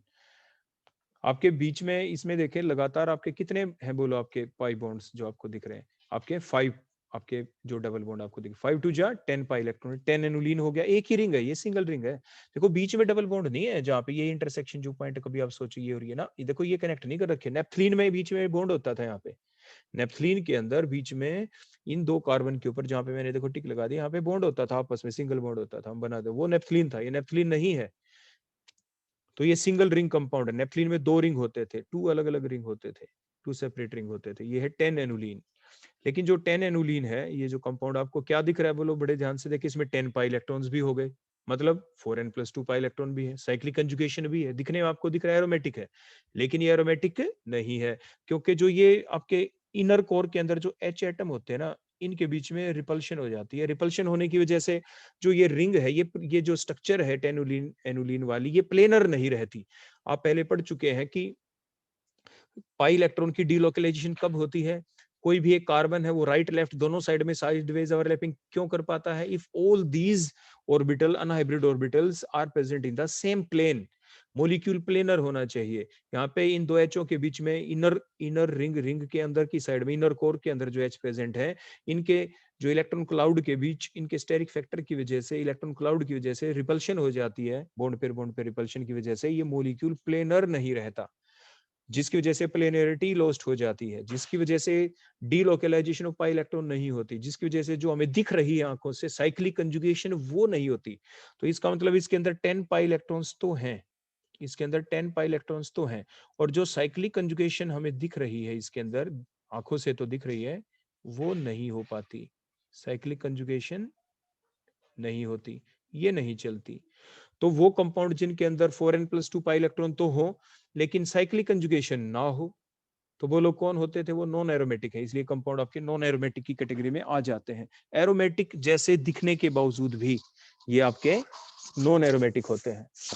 ये स्टेरिक फैक्टर इलेक्ट्रॉनों की रिपल्शन की वजह से, पोलैरिटी लॉस्ट होने की वजह से। नेक्स्ट एग्जांपल देखते हैं ऐसा ही, ये हमने ले लिया, सेम केस यहाँ पे होगा, बिल्कुल सेम केस। 14 एनुलीन के अंदर देखो सिंगल रिंग है ये, मोनोसाइक्लिक, और अल्टरनेट पोजीशन के ऊपर वही double single double single double single bond है। यहाँ पे भी आप देखोगे जो इनर कोर के जो इलेक्ट्रॉन है इनके बीच में क्या हो जाएगी बोलो, रिपल्शन, जिसकी वजह से मोलिक्यूल प्लेनरिटी लॉस्ट कर देगा। प्लेनरिटी लॉस्ट करने की वजह से कोई इलेक्ट्रॉन तो 14 हो गए, मतलब इलेक्ट्रॉन तो इसके अंदर 4n प्लस 2 पाई इलेक्ट्रॉन्स है, लेकिन दिखने में साइक्लिक कंजुगेशन दिख रही है, लेकिन अब इसके अंदर साइक्लिक कंजुगेशन नहीं है। क्यों नहीं है बोलो? क्योंकि प्लेनरिटी लॉस्ट हो चुकी है। जो इनर कोर के जो आपके H एटम हैं उनके बीच इंटरेक्शन की वजह से the molecule loses their planarity and thus the delocalization of the pi electron doesn't takes place, means cyclic conjugation lost, और इसीलिए ये कंपाउंड नॉन एरोमेटिक हो जाता है। क्लियर हो गया? तो अब हमारा क्वेश्चन ही यही बन गया कि why the 10 annulene and the 14 annulenes are non aromatic but they are not aromatic but they are non aromatic. ये नॉन एरोमेटिक होते हैं, ऐसा क्यों? जैसे अभी हमने बताया, चाहे 10 एनुलीन ले लो, चाहे 14 एनुलीन ले लो, इसके अंदर जो H एटम होते हैं, इन H एटमों के बीच में इंटरेक्शन होती है, और इसी इंटरेक्शन की वजह से जो मोलिक्यूल है ये अपनी प्लेनिटी बोलो क्या कर देते हैं, लोस्ट। प्लेनिटी बोलो क्या कर देते हैं, ये लोस्ट हो जाती है इनकी बीच में इंटरेक्शन होने की वजह से। तो with the 10 annulene and the 14 annulene both है 4n प्लस 2 पाई इलेक्ट्रॉन है, दोनों के अंदर 4n प्लस 2 पाई इलेक्ट्रॉन्स है। They have also have the double bond at alternate position, तो ये एरोमेटिक होने चाहिए, लेकिन but these double bond are not delocalized, ये डिलोकलाइज हो नहीं पा रहे। क्यों नहीं हो पा रहे? क्योंकि molecule, because the molecule is not no longer be planar. क्यों? Because these molecule loses their polarity due to the interaction in between the inner hydrogen, the hydrogen which are present in their inner core, तो जिसकी वजह से ये aromatic नहीं है, they are non aromatic. तो ये आपने देखा एरोमेटिसिटी टॉपिक के बारे में, उसकी आपने डिटेल अच्छे से पढ़ी। Thank you.